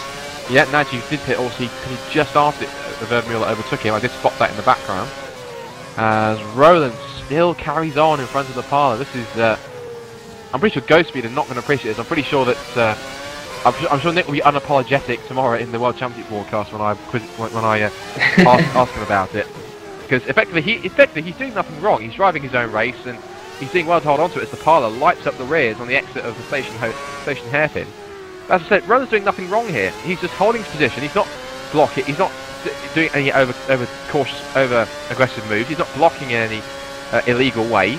He's driving cleanly. He's driving fairly, and he's holding position like any fair racer would. And that is exactly how it should be done. He's allowing Lapala to get himself worked up and make the mistakes. And that's exactly how you want to do it. If you've got someone chasing after you, if you make them desperate, then they will start to be the ones that get put under pressure, because they know that their race starts to slowly fall apart the longer you get stuck behind someone, whether it's a lapped car, whether it's for position. And especially with a track like Monaco, where, well, for the most part at least, passing is, the chances are extremely slim to nigh on impossible, then Roland really is doing a superb job, and it's Lapala who is, rather than applying the pressure, he's feeling it, because he knows that he's got pace that's capable of grabbing points higher than. Here we go. Will he try? Oh no, he made the mistake. as soon as he gets a little close, he just makes that slight mistake. And like you said, the problem is when you run behind somebody for 36 laps or nearest offer, it's very difficult to remember where you were quicker than them and where exactly when you first caught them up. The easiest way to catch people and pass people is to just catch them and just pass them right there and then. He's been stuck behind him for so long, he starts to drive at Roland speed because you just get so used to seeing that. Oh, there you go! There's a mistake! There it is! There it is! That is exactly what I was talking about. Lapala has made the mistake which he was trying to force Roland to do, and that has probably just destroyed him emotionally on that one, because that was, of all the things that Lapala didn't want to happen, it was that. He just lost it on the exit of the Nouvelle chicane, and he's now not only just stopped time to Roland, he's also just lost 8th place to Zot Nagy. He's got to do it all over again. Wow. And he's not actually heading into the pit, so has he damaged the car, or is that a scheduled tyre stop? I'm not sure. Has he flat spotted those hard compound tyres? We'll find out. Looked like he hit the wall, maybe he has got some damage. Keep rolling, Roland rolls on, and we have a fight for the lead. Van Starkenberg's in. What happened here? I'm going to quickly go on board myself with Lapala. Oh, and I think he looked at on board. I think he was just a little too close to the the wall on the exit of the chicane, and I think he tagged his left rear on the exit wall, and that's what spun him around. He was just a little too close to the walls, and that's just certainly cost him, and he's now back at... No, he's out! So Lapala, enough is enough, and that is him out of the race. Obviously, he's obviously damaged that left rear too much, and there's nothing that Ghostspeed can do but to retire the car, and that is a rather disastrous end to what's been a, I suppose you could say, well, for Lapala at least, a nightmare race, being stuck behind one car constantly. That's not really going to do anything. So Roland now, for the moment, can now just calmly go about his race in 7th. And if he holds on to this, I'm pretty certain he's going to be extremely happy with grabbing a top 10 finish. That's going to be 4 places up on his best finish so far this season, which has been 2 11th places in Bahrain and China. So this is definitely going to be something that he's going to be excited about. And of course, it should also help cement his place in the top 10, because of course I think he should come off equal points with, I can't remember exactly who he's equal points. I think it might be Ostakovic, who's out of this race. So we'll have to wait and see. But of course now, the next man he's going to worry with coming up behind him is Zot Nagy, and at the moment he is actually lapping faster. So we'll have to see exactly just how many headaches Roland causes Nagy, or unless Nagy can actually get done what Lapala couldn't, and that is find a way past the GT Omega and into 7th place. We'll have to wait and see. Yeah, we'll put that one on hold, I suppose, just for a few laps and see what happens there. So while this was all going on, the gap to the leaders between Burlack and Van Starkenberg came all the way down to 2/10, and literally, like clockwork, Van Starkenberg pitted and got out of Burlack's way. Van Starkenberg came out just ahead of some traffic, so he came out in clear air, and he's now running behind Suti on the track. These two are kind of confusing of what tyres they've been running. And I'm not sure with Starkenberg, because he jumped Malocki at one point. I'm not sure whether he put the softs on or the hards, and I'm not sure what now he's on. There's some guys like Burlack, we know that those guys are trying to run the hards. Malocki is now only 1 second behind Burlack, so he's caught Burlack up somewhere. Burlack's slowing down a lot now. He had a big gap at one point, and yeah, I honestly don't know who's leading this race right now, Scott. Well, at the moment, you have to say on their pace on the hard tyres, you'd have to say, even though it seems pretty obvious, but in terms of the guy who's currently in front at the moment, which is Black, he's making the hard tyre work, because he seems to be the quickest man on the hard tyres right now. He was quick enough to catch Van Starkenberg on the same compound tyres. He was quick enough to at least make this two-stop, well, I believe it's a two-stop strategy work. So at the moment, he's just calmly holding station at the lead, which is obviously he would do because he's leading. Point out the obvious. But this is positive. This is making very good viewing for Twister, because they're first and second right now, and this is definitely going to please them, especially the fact that as Van Starkenberg is running 5th, but no Martin Gosby, which means that this is definitely going to help. If it stays like this, of course, Burlack and Malorky will earn maximum championship points, which is obviously going to be 90 points towards their Constructors Teams Championship standings. looking at how they look as they came into this race, if I look at them, well, 90 points will put them on 235. So they'll close in, but they won't close in by enough, it seems. I'm just looking at the rules and points again quickly for World Series, just to refresh, because I believe the winner does get 50 points. Answer to that is, if I can get this to load up on my screen, as we continue to watch now, that is Zoltan Schutte. Yes, Zoltan Schutte in 4th. And he has now been closed in by Van Starkenberg now. So obviously Zuti's soft tires once again starting to fall away here. And Van Starkenberg is definitely using his advantage of the much better conditioned harder tyres just to start to gather him back in again. And I wonder if Van Starkenberg is going to be opportunistic here and try and nab 4th somewhere. We'll have to wait and see on that one. A strange one here as well. De Matos is out. Dimitri De Matos, who was running in 12th place, he is now out of the race. And I don't really know why. He was going through the chicane, he kind of ran a little bit wide, and then he straight lined the chicane and he parked it in the middle of the chicane and called it quits. So, not sure what exactly was going on there. It didn't look like he hit anything, it didn't look like a lag failure or a disconnection. It doesn't say it was an engine problem, so that's a confusing one for Dimitri De Matos. A shame too, he was running in 12th place. Just looking at the points, just a refresher on who gets what. Of course, the winner gets 50 points, and then the second gets 40. Third place gets 30 points, fourth gets 25, and fifth gets 20. So if the race was to end right now, Twister would get the maximum 90 points. That would be 50 to Burlack and 40 to Malorqui. Starkenberg would get 20 points. So as far as I can work out, it would be a 40-point gap between Precision and Twister at the top. And Precision would be on 275, and Twister would be on 235. So that would be working out very nicely for them. Of course, Netrex would earn some points as well. Also, GT Omega would earn quite a boost in points too. Looking at how much they would get, well, they're currently running in 6th and 7th. So they are going to earn, if it finished now, they would get 18 and 16 points. So my live maths would then put that out to be 34 points. Means they would go from their current total of 73 points to, that would be 107. So they would, as far as I can work out, they would stay 7th, stay 4th.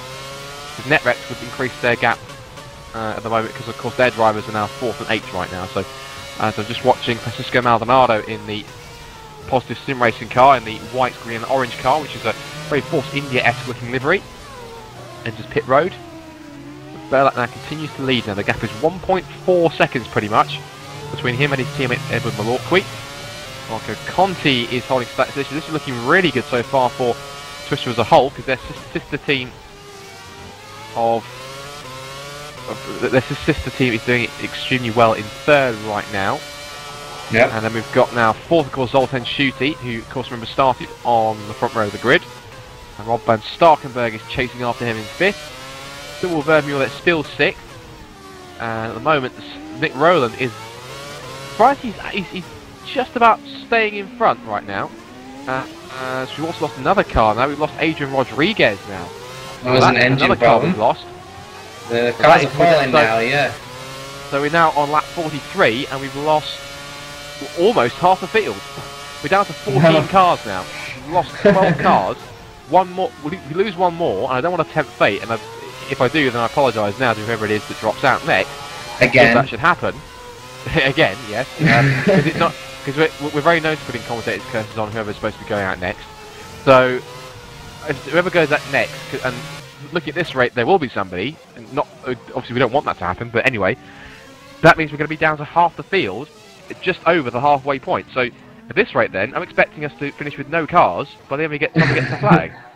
Well, I would make things interesting, but I think Van Starkenberg. So he needs you went through the points. Is 3rd place 30? Did you say, or 35? Yes, it is. Yeah, third place is 30 points.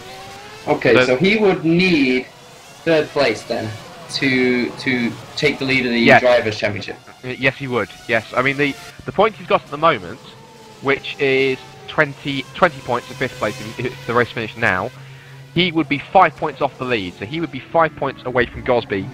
Gosby on 140, of course, a non-scoring hit because of his first corner mishap, which put him out of the race.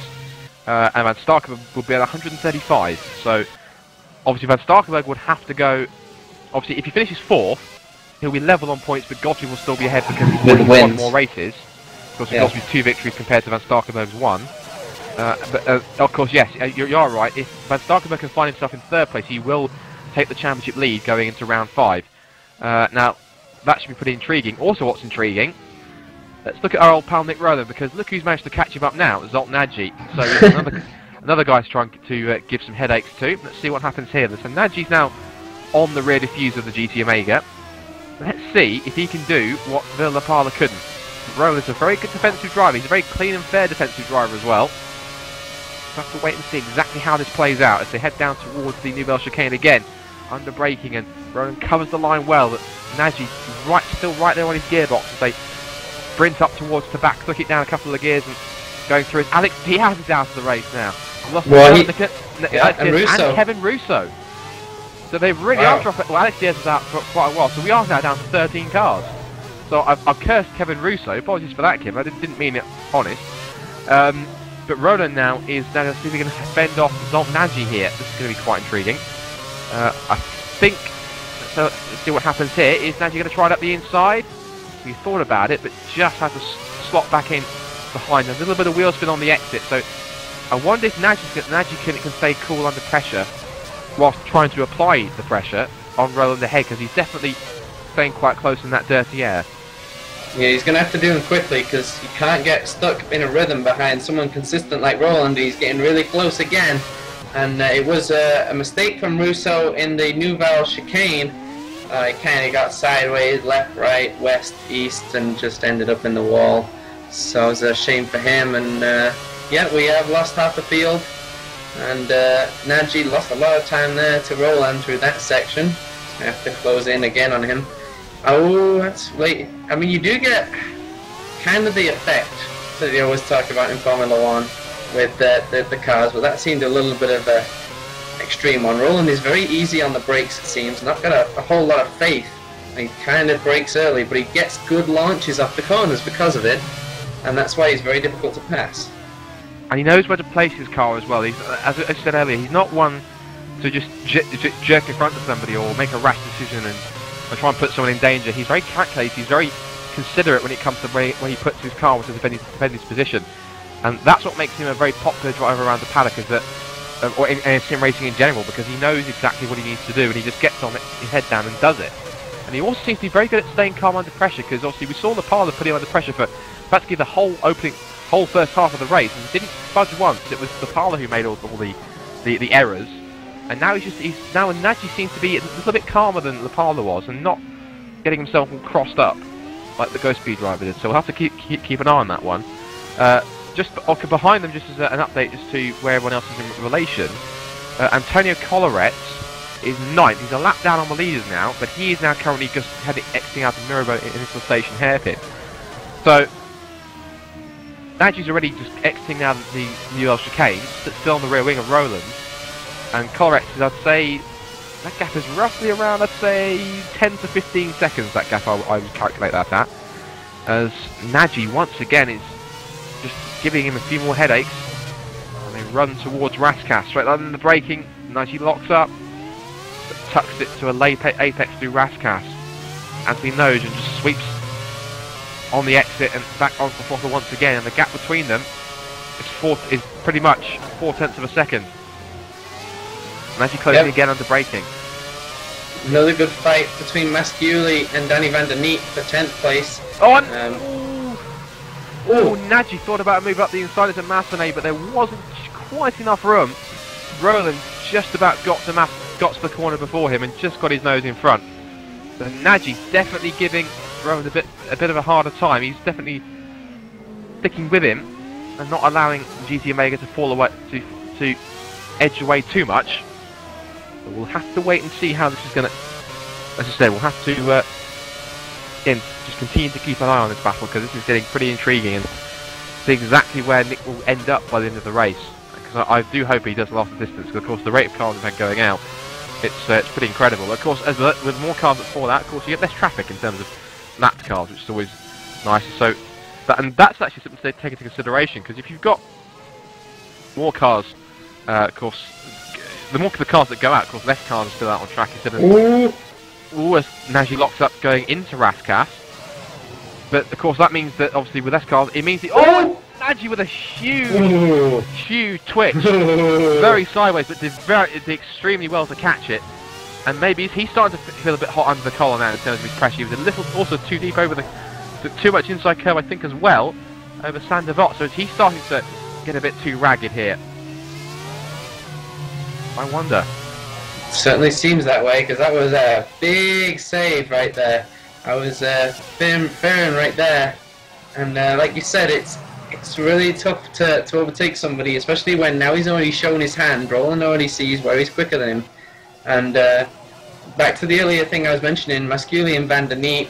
Masculi's dropped off quite a long way actually right now. He was right with him, so I'm not sure what happened there. Did Masculi come into the pits? Yes, he did. So he has pitted, and he will try and get the undercut on Van der Neet, so we'll keep an eye on that one too. Also looking, we were kind of talking about this earlier on, it's about for fourth between Schutte and Van Starkenburg, and Schutte's now got Van Starkenburg onto the back of him now, but he's just about holding on to fourth, doing well on these softer compound tyres. I wonder maybe even if Schutte's switched to the harder tyres, I think he possibly knows that they're a better choice, but we'll have to wait and see. Maybe he's running this third stint, what we think is a three-stop strategy, on these harder tyres, and then he'll probably, if that's what he's going to do, how that's going to really work out. If he actually stops for a third time and puts on the soft again, how that's really going to play out when you've got a circuit that's overtaking is rare. Well, we say that, but you know, if overtaking is rare, this is going to be pretty intriguing to see how this plays out. But Schutte is going to hold on as much as he can. Yeah, it's going to have to overtake some people on the track if that's the case, but it would be a very safe strategy to go with. So that would surely steal him a third, fourth type of position if he can hold off Van Starkenburg here. So yeah, it's interesting to see whether that's the way that they've gone, and I'm sure Twister will be all calculating that too, because it looks like they have Conti covered, it looks like they have Van Starkenburg covered, they probably have Schutte covered, but at the beginning they didn't, so they're definitely looking at what Schutte's doing right now, just to try and see what they should do, when they should pit next. And here we go, Nagy's caught right to the back of Roland again after that scare, and I don't think Roland's too bothered. He's probably driving better with somebody right behind him. He's used to something in his mirrors by now. Will Nagy try something into turn one here? No. Oh, it's a little bit sideways under braking, really trying to get on the power early to get a run up the hill. So we come up through the casino section. No passing through here unless you want to go around the outside of two cars, like we saw earlier on. And Nagy not close enough into Mirabeau either, as that you can see the elevation change keeps dropping down and up and down and up. For a street track, it's very unusual to have this much elevation change. Roland is now again, of course, having to fend off Nagy, as we said.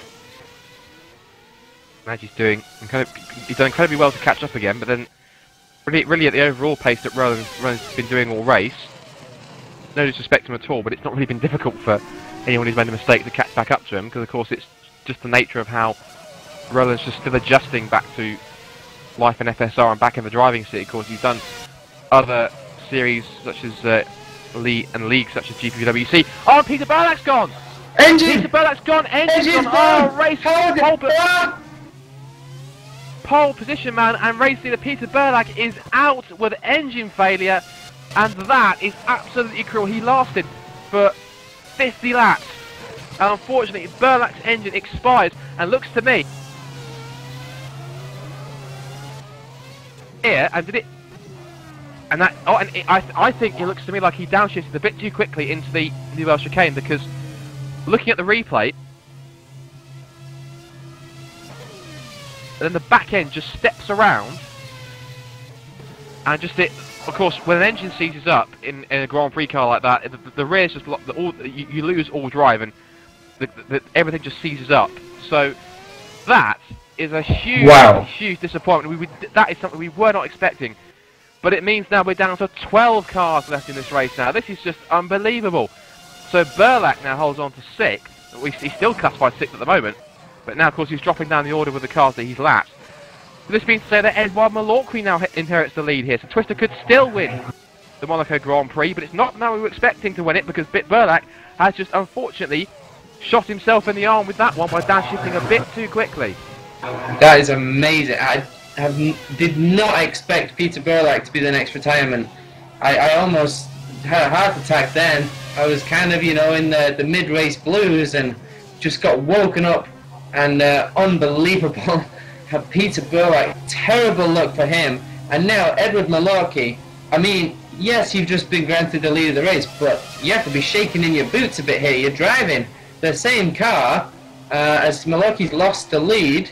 He's in the pits, actually, but he's driving the same car, and he had all those laps at the start when he was behind Burlak too. So Malorqui has to be careful on these downshifts, I guess, too, just to make sure that he doesn't have the same problem. Well, he's done well. He's done well enough to at least get out in front of the battle for 3rd now, because it is now 3rd between Suti and Van Starkenburg. And Van Starkenburg now, of course, he knows now just one more place up, as we were talking about earlier on, will give him the 3rd place he needs to take the championship lead out of Monaco. So now Marco Conti takes the race lead as he heads down towards the chicane once again.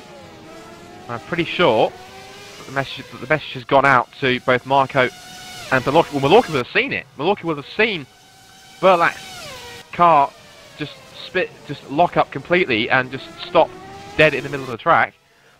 And obviously, I'm pretty sure his team will have told him that that was what happened to his teammates. Looking quickly, and apparently what happened was Burlak hit his side pod, and as a result, so he's hit his side pod, and as a result, the engine's overheated, and just on the downshift, it's just put a bit too much heat through the engine, and it's caused it to just completely implode. So that's the reason why. So Burlak must have clipped the wall somewhere, and it's just sent the engine temperatures through the roof, and a rather unfortunate ending for the Pole Sitters race, and that was looking so good in his win. I mean, he's had heartbreak before in terms of being in the lead of the race and then missing out, because I remember last year in the World Trophy I commentated on 2 races where I couldn't believe he lost out on the victory. It was so cruel luck. It was Canada last year when he got he got caught up behind Marshall. I think it was Marshall Thomas. I think it was, and he came into contact. He was with the back marker, and then he lost the car. He lost the car completely and hit the barrier. Had to limp home to 3rd place on 3 wheels. And then in the Nürburgring, it was even more cruel luck for him, because half a lap to go, and he would have winning that race would have won him the World Trophy at that race.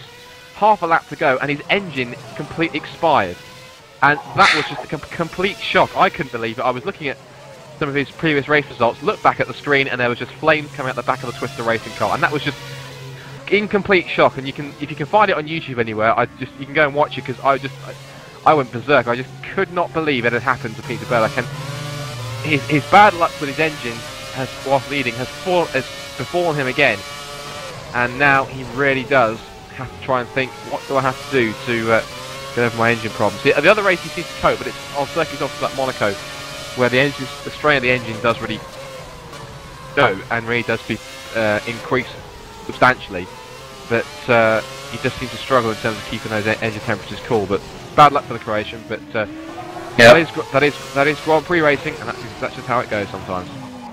It is, and unfortunately for him, it happened again, like you said, when he was in the lead. That always hurts a little bit more. Van Starkenburg still behind Zoltan Suti, kind of half looking, but not really looking like he's too desperate to make a pass right now. Probably playing the long game, Van Starkenburg, especially with the championship right now. Van Starkenburg, if he scores a 0, I mean, you can pretty much hand Gosby the title just because of the momentum that would give to Martin Gosby. And it's kind of a tough situation for Gosby right now. If you're watching this race and you're Martin Gosby, of course, you want your team to do well.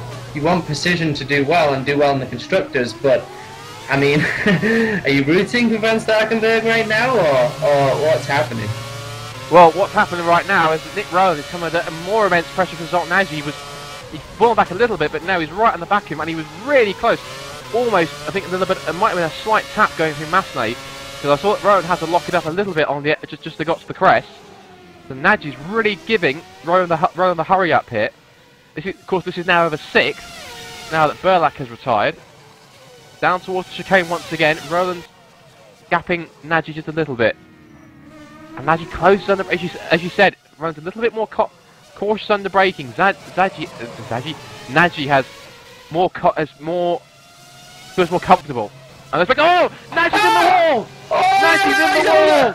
Oh my goodness, Nagy's made the mistake. He's done exactly the same kind of mistake that Valhalla made, but it's much more well complicated. Engine's gone, that's the rear wing gone, left rear's gone as well, and that's the second driver that Nick Rowe has forced into a mistake because I'm holding him up. So now this means to say that Antonio Colleretts is the next man that could catch Roland here. This is unbelievable. Don't catch him! You don't catch him, you'll end up out of the race. Colleretts I think Roland's a bad luck charm as anyone trying the passing, because that's now Lapala's out of the race. And now we've got Zoltan Nagy, and that's just incredible. And he was pushing a little too hard. Now I'm going to see if I can get a we can get a replay of that on the screen. Swimming pool too, like through that section.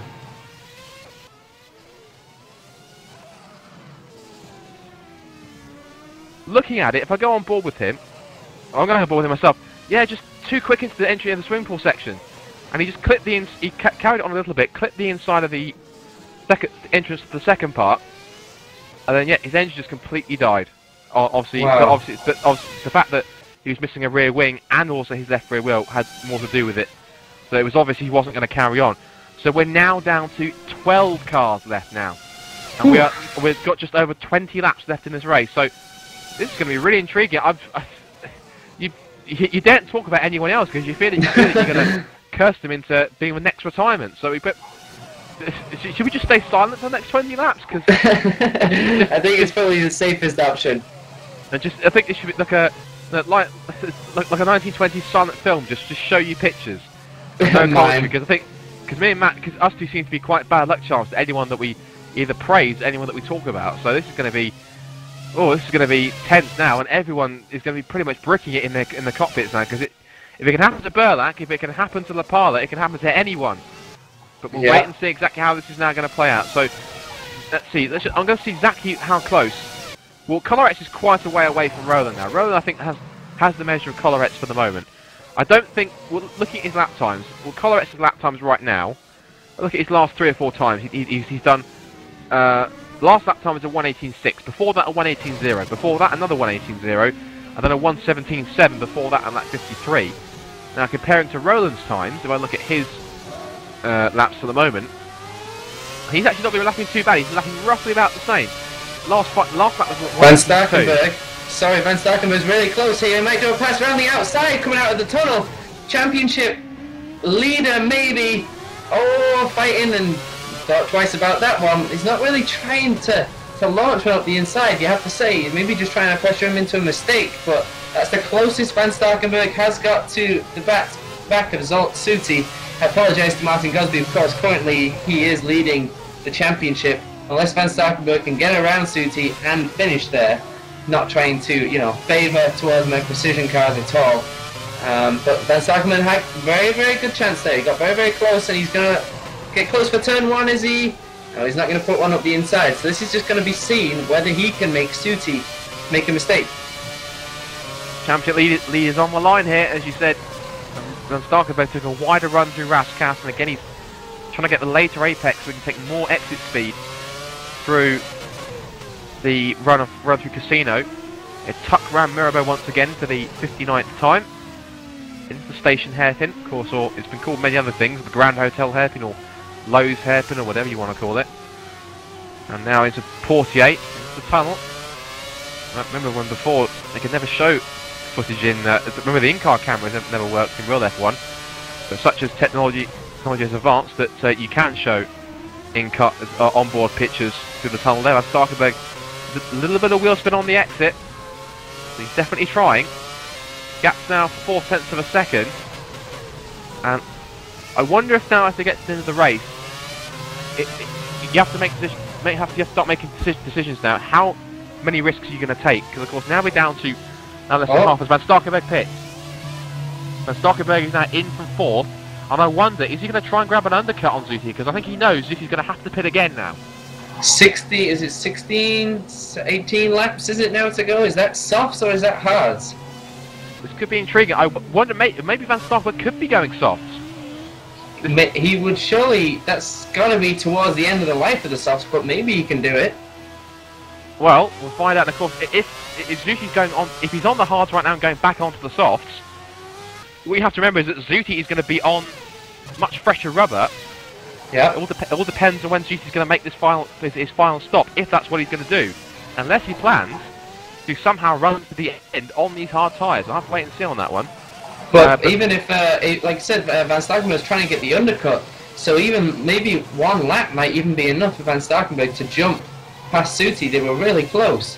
So this has to be a great few laps for Van Starkenberg and see exactly what's going to happen.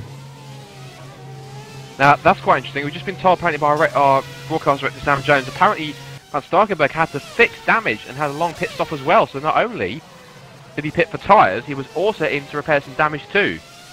So that's quite, that was, I didn't see what damage he picked up there. It must have been something off camera, but that's quite intriguing as to how that's happened. Now then, back at the front, Marco Conti is leisurely holding on to the lead, although Edouard Malorqui just starting to reel him in a little bit here. Gap's now 1.6 seconds. And I'm pretty sure that these guys, well, it depends. If these guys are going to maybe just have a quick dash on the softs towards the end, we'll have to wait and see. Whether or not it is going to be a 3-stop strategy, but we'll wait, we'll watch it, we'll look on with bated breath. Zuti now is running in clear air in 3rd place, so now if he's going to, he can make this clear air counts. That was a little too much tarmac on the entry towards Portier. Almost stuffed it into the barriers there, became another casualty of Monaco. Flicks it through the Nivelles chicane once again and powers out. Van Starkenberg, of course, is now back out in 4th. He's only lost, he hasn't lost any places, which is definitely advantageous. Vermeulen now holds 5th. Something for us commentators to be proud of. I'm doing a good job here today. I did call Masciuli jumping Van der Neet earlier on. He did manage to do it, but Van der Neet is all over him now, trying to get back now what is 9th place, as everybody keeps retiring in front of them. So Masciuli's having a great drive to 8th, and Van der Neet is going to try and get back by. Masciuli's tyres are going to be older, so this is going to be a good fight here to the end. See whether Van der Neet looks up the inside. That's a little late. Masciuli drives. Well, he gets out of his way, and then he gets in his way. What was that? And then around the outside, a GT Omega car. I mean, that was a lap down. What's going on there? Well, no, that was Vermeulen lapping both these guys. So Vermeulen just ever the opportunist, as he has been throughout this race, just sails past both of them and puts them down a lap. So not sure what Masciuli was thinking there. Really, moved out of his way and then moved in his way. That was a strange one. Well, it was Van der Neet who forced him to outbrake himself into the chicane. So effectively, it was Van der Neet forced Masciuli into the mistake, and then Masciuli just found himself pretty much on the exit in Van der Neet's line by the time the Netrex Academy car got to him. So really, I don't think it was anything he did on purpose. And Nick Rowland finally pits for his 2nd stop, and I wonder if he's gone onto the soft tyres, because he's got 16 laps left. I think he's gone on the soft. He's done very well to make these hard tyres last. Wouldn't surprise me if he is on the soft compound, but he heads out now, easily back in 6th. Be very pleased with this. That's now 5 places up on his best finish so far this season. Yeah. And he will definitely take away 6th. That will earn him, go back to the points, that will earn him 15 points. 18 points. Van Starkenberg and Zuti side by side. Van Starkenberg gets by. Van Starkenberg got by. It was Zuti. Did he come out of the pits? And Van Starkenberg is ahead. He's jumped him. So Zuti, with newer tyres now, is going to have to try and get back by Van Starkenberg. So this role reversal's flipped. I just saw it, our screen. It was going, flipping back and forth in the timing of who was in 3rd place. And I had a look, and they were side by side. So Van Starkenberg has that place. He has the championship lead in his grasp if he can hold on to that position. Seems to be Precision are the masters of the undercut today, because not only has Vermeulen had done it on a couple of occasions, now Van Starkenberg managed it too, because As you said, he's managed to get himself past Zuti, and he's now, as you said, into third place. And as we've talked about a couple of times now, it will give him the championship lead by 5 points going into round 5 in a couple of weeks' time. So, and I believe also, I think, yeah, Marco Conti's pitted. So Conti is now pitted, and this now gives Edouard Malorqui the lead. Now, this is going to be intriguing how this plays out now. Does Malorqui need to stop again, or is this now the race sorted, and has Conti gone on for softs, and is it now going to be Malorqui's in front and saying to his sister teammate, well, here's the lead, come and take it back from me? I think Naji, oh sorry. Yeah, sorry, I got a little bit scared there. I thought that we had another retirement, but it was just my screen glitching. But yes, lap 52, Malorqui pitted. So he is most likely on the hards right now, and he's going to go to the end. But if he stops again, currently he probably has enough to do it. So that's kind of the choice he's got. He can either come in right now and get a pair of softs and get out in the lead still if he wants to risk it. He'll lose his lead, but he'll have new tyres. Or he can keep hold of his 14-second lead on the hard tyres if he's on them right now and hold on. So yeah, he's most likely not going to stop again though. Well, I'll tell you what, Conti in that second sector just taken half a second out of the lead on these new tyres alone. So he really is chugging along in that Alberto GP Carross line. He goes another half second in the final sector. What would you do right now? This race is not over because Conti is now charging. He's on the right compound side at the end of the race. The fuel's been burning down.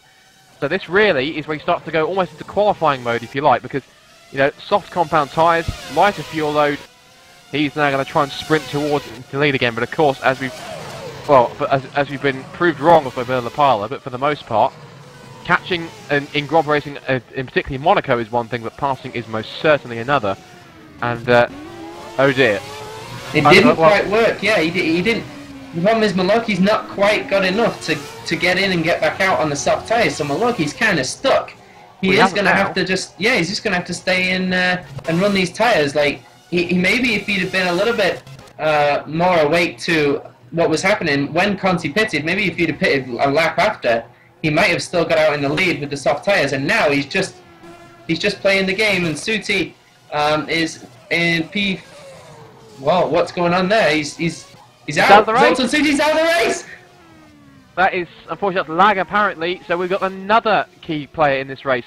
The man, both cars that started on the front row are out of this race, and that is incredible. Wow. So this means now Nick Rowland's on course for a top 5 now. That's and incredible. Third place was out too, Grosby. The top 3 in qualifying are out. Exactly, yeah. So this means that Rowland's kind of fallen on his feet here. The disadvantage of the cars around him. I think never in his wildest dreams did Roland expect to be up there getting a top 5. That is all due to the fact he capitalised on his trait of his fantastic starts, and it's really served him well here. So, of course, Rowland will inherit that. If not this time by, next time by. He was on the same lap as Zuti. He hadn't lapped him yet. So Rowland now moves into the top 5 now. He'll be absolutely delighted with that. And championship lead is pretty much going the way of RVS, because now surely he's going to finish in 3rd without a mistake, because Verdmole's a long way behind. Verdmole, oh yeah, sorry, yeah. I'll just say that driver A might overtake driver B in the standings. That's all I'll say, okay? But Cyril Verdmole is in P4. Signed, sealed, and delivered driver of the day performance. Don't say that. If he makes the end of the race. So yeah, like he's had a great race. And Nick Rowland as well. Keep rolling. Rowland is now 5th. Kolarec is up to 6th. And he's had a very quiet race, and he's managed to find his way in 6th. This fight between Van der Neat and Masculi is now the fight for 7th, and the gap at the front is down to 10.5. Conti is eating away at this lead for Malorqui. It's just, Malorqui's got nothing he can do right now. Malorqui is just going to have to give it everything he's got, but he still has to make the tyres last to the end and hope that this 11-second gap, or 10.5-second gap now, is enough. And I don't know, half a second a lap with 12 laps to go, 11 laps to go, that's pretty much bang on. So this is going to get interesting. Of course, though, Conti would then have to make a pass. Well, whether he can pass or not, look at that, takes another half a second. out of Milwaukee there. On these soft tyres, they really are doing the business for him right now. So Twister will at least appreciate the fact that they've got 2 cars in their stable at least to the finish. Oh, again, don't say that. I'll probably curse them now. But Van Starkenberg, for the moment, holds third. We'll say for the moment. For the moment, Vermeulen is fourth. And rather than running out the top 5, excuse me, Kolarets is in 6th. Van der Neet is now, of course, 7th, as we said, Masculi in 8th. Florian Kohler will move up to 9th. And despite the fact he's 5 laps down, Francisco Maldonado, if things stay the way they are, will find himself in the top 10 and the actual last car to cross the line. Well, theoretically, if nothing else goes wrong. But he's still got another 11 odd laps to go, so anything can still happen, and it usually does. So. 9 seconds now, the gap between Conti. Like, this is just torture for Milwaukee and Twister Racing. For, of course, the one team is out front and getting caught by Conti. So, and look at that, it took another 6 tenths in that, no, it's more 7 tenths in fact, in that second sector. So, whether or not Milwaukee, because I know he's got a little bit of traffic coming up to it, but he just lapped Van der Neet, that's probably the reason why. He's just gone ahead and lapped Van der Neet and Masculi. So, I think Maldonado, has he just pitted? No, he hasn't. No, you must have just let them all by. So, Conti's going to do it, and the gap is down to 8.1 seconds. Wow. There is time here. There is time for Conti to do it. The car in his way. Yeah, that's Maldonado. Maldonado, but he's been doing a good job. Oh yeah. Oh yeah. But almost there. But he does move out of the way nonetheless. It's probably an unorthodox way of moving out of the way, but of letting out a faster car by, but he does it nonetheless. And Conti I think now. Sorry, something good to say as well. Back markers today. I have not seen one person get held up so far today. So the back markers need a round of applause. They've done a great job around one of the hardest circuits, I think, of getting out of the way. Well, to be fair, with the amount of retirements, it's been hard any back markers, to be fair. I'm just trying to give them credit. No, of course. Anyone that can last the distance in Monaco deserves credit, and the 10 guys who are last the distance right now have basically whoever manages to get to the finish out of the 10 cars which are left, and we hope it's all 10 of them. We hope do deserve full credit because they've all done a fantastic job and outlasted some guys who didn't go as far as even lasting quite through. And looking now back through, seeing who's doing what. I thought I saw Roland back in the pits, but that was just me seeing him on the other side of the circuit, so that was a little bit of a mistake from me. But gap's now 7.7 seconds across the line. With now moving to the final 10 laps. If we're inside the final 10 laps here at Monaco, extremely eventful race, especially at a very high attrition rate. Of course, it all started back on the opening corner. We had 4 cars in a collision near the back, but the main person that we lost was at the time the championship leader, Martin Gossi. Well, he still is the championship leader, but if things stay the way they are in this race, then Van Starkenberg will take it and will be in front by 5 points. So that is how it's going to play out. We've had lots more going on. We've had more high-profile cars going out. We had Lapal has gone out of the race with getting stuck behind Nick Rowland. Also, Dimitri de Matos was out as well. So Ghost Speed really haven't had a good day today. They've had a nightmare. So they also Peter Burlat then retired after his engine temperatures went through the roof after damaging his side pod, which then obviously then blocked off the radiators and obviously broke his engine. Also, Zoltan Shuti's gone out as well, and Zoltan Nagy. Both the Crown 7 Netrex cars have been out too, so in fact Maldonado has now gone ahead in the classification, ahead of Zuti, because of course he's now completed now at the moment, obviously classified has been doing more laps now, so he's now into 10th. So we now wait with bated breath as to what's going to happen next. Conti is... Oh, Van der Neet runs wide. There's a fight going on between Masculi and Van der Neet still. Masculi's not giving it up, and Conti's right between the middle of this right now. And he's kind of... Masculi got out of the way nicely, didn't hold him up. And Van der Neet gets out of his way too. So let's ride on board now if Sam can pick him up with Marco Conti and see exactly whether we can see Milwaukee at all and how well Conti is driving. He goes through the Nouvelle chicane, no problems, not even near the walls through there. That's how much grip these tyres have right now with the light fuel. Of course, with the fuel burnt down, little lift through the swimming pool, not too much drama. Yeah, he lost a bit of time. I don't know whether it is the traffic or what was going on there. We'll see in this final sector. It must have been the traffic, because obviously he had to try and manoeuvre past Van der Neat, so must have lost time trying to move past the academy car. A little switch through the exit of Anthony Noge. On to pit straight. Has he lost more time through here? He has. Yeah. Maybe that twitch won't have helped things, but maybe the tyres are just starting to fall off a little bit now. Maybe they're starting to get a tad past their best. We did see that with Suti at the beginning, if you remember. His time started to drop as well, so maybe the soft life just isn't quite there for the duration of the stint. Well, down towards Mirabeau again, and he's brought the gap down again now, so it's 7.7, so maybe he hasn't suffered too much. And Malorqui's already heading into the tunnel, whereas Conti's now going over the pavement and under the overpass through Portier.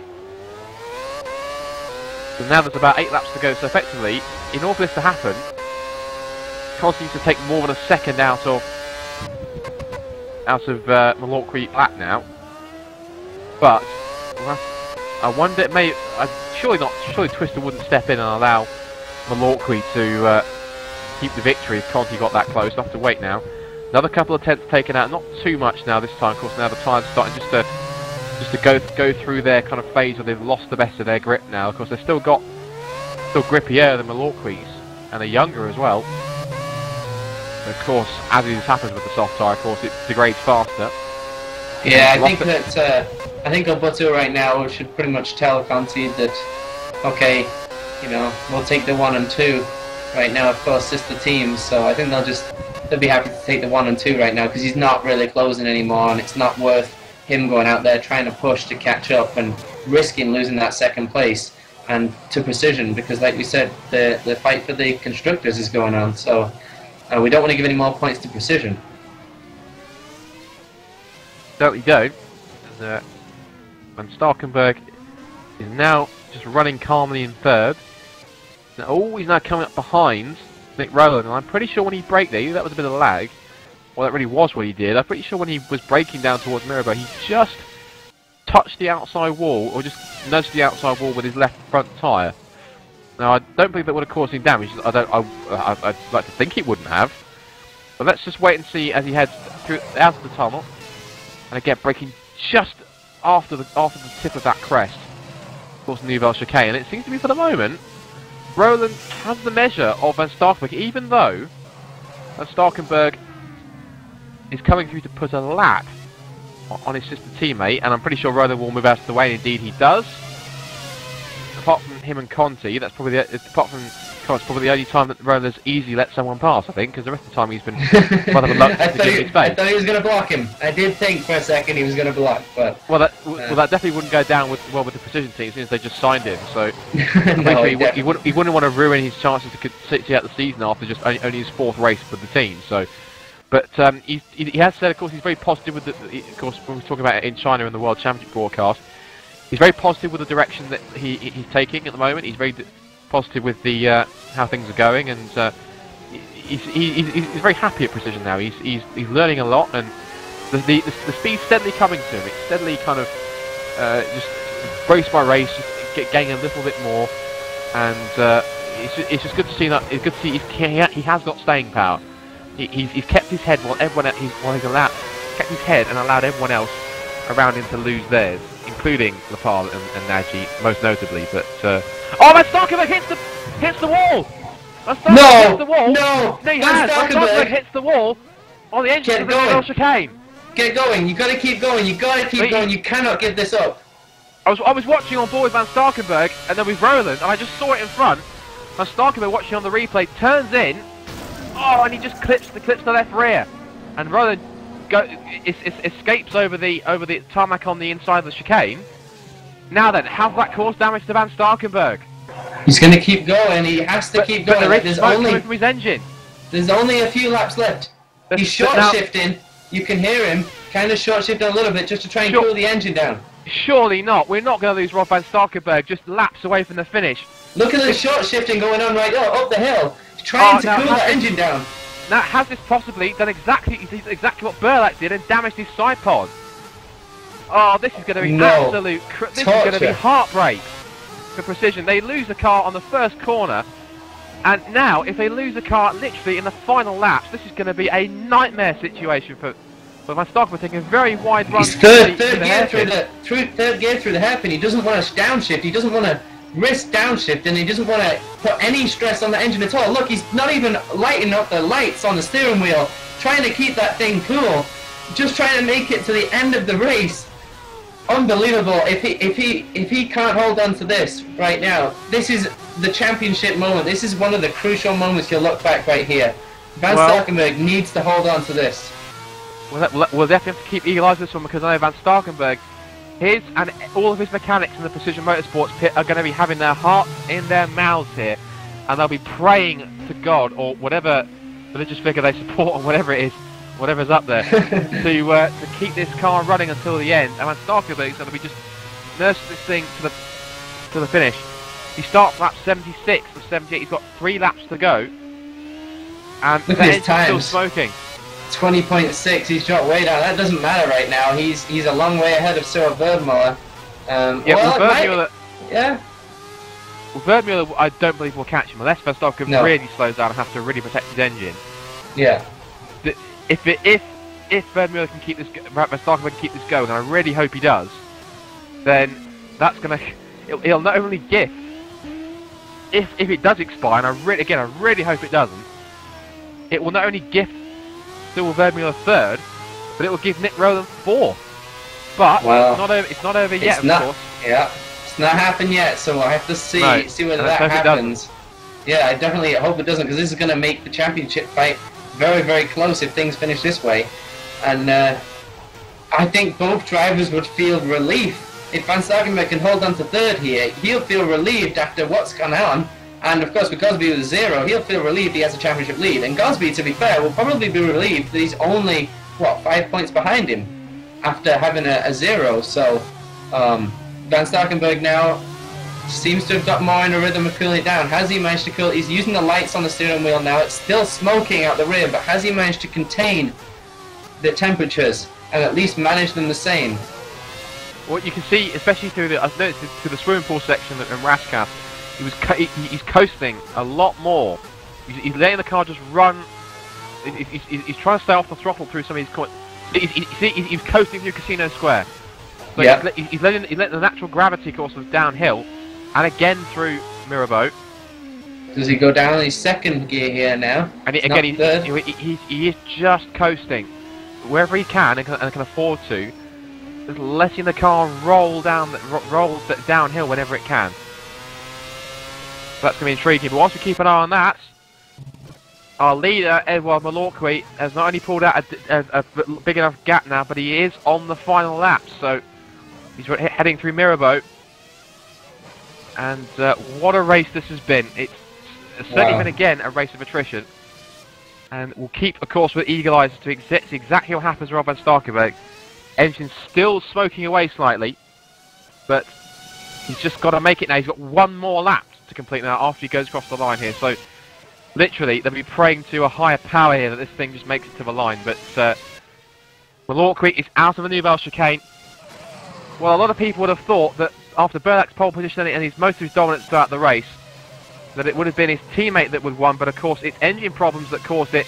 Some more high-profile drivers went out like Zoltan Schutte, but through it all, this man has kept his cool, and he has become, for the World Series 2013, the master of Monaco. Out of the final corner, and weep and delight you may, Edouard Malorqui, because he has won the race everyone wants to win. He cruises across the line to take victory in the Monaco Grand Prix for the World Series. Congratulations, Edouard, and everyone at Twister. That's a well-deserved victory to hang on there. Second place goes to the other Twister stable car of Marco Conti, and we now wait for Rob Van Starkenberg. We get him on camera now. He's down at the chicane. There's half a lap now. More cars across the line. Van der Neet's across to finish 7th. Masculi's across to finish 8th. Last few cars coming through, and Van Starkenberg, I guess he could effectively coast it. Rowland comes across the line, he grabs 5th. Rowland finishes 5th after an amazing display of defensive driving. And thankfully, come on, Van Starkenberg. Yes, thankfully, he did it. He's done it through the final cut. He can do it on the starter mode across the line.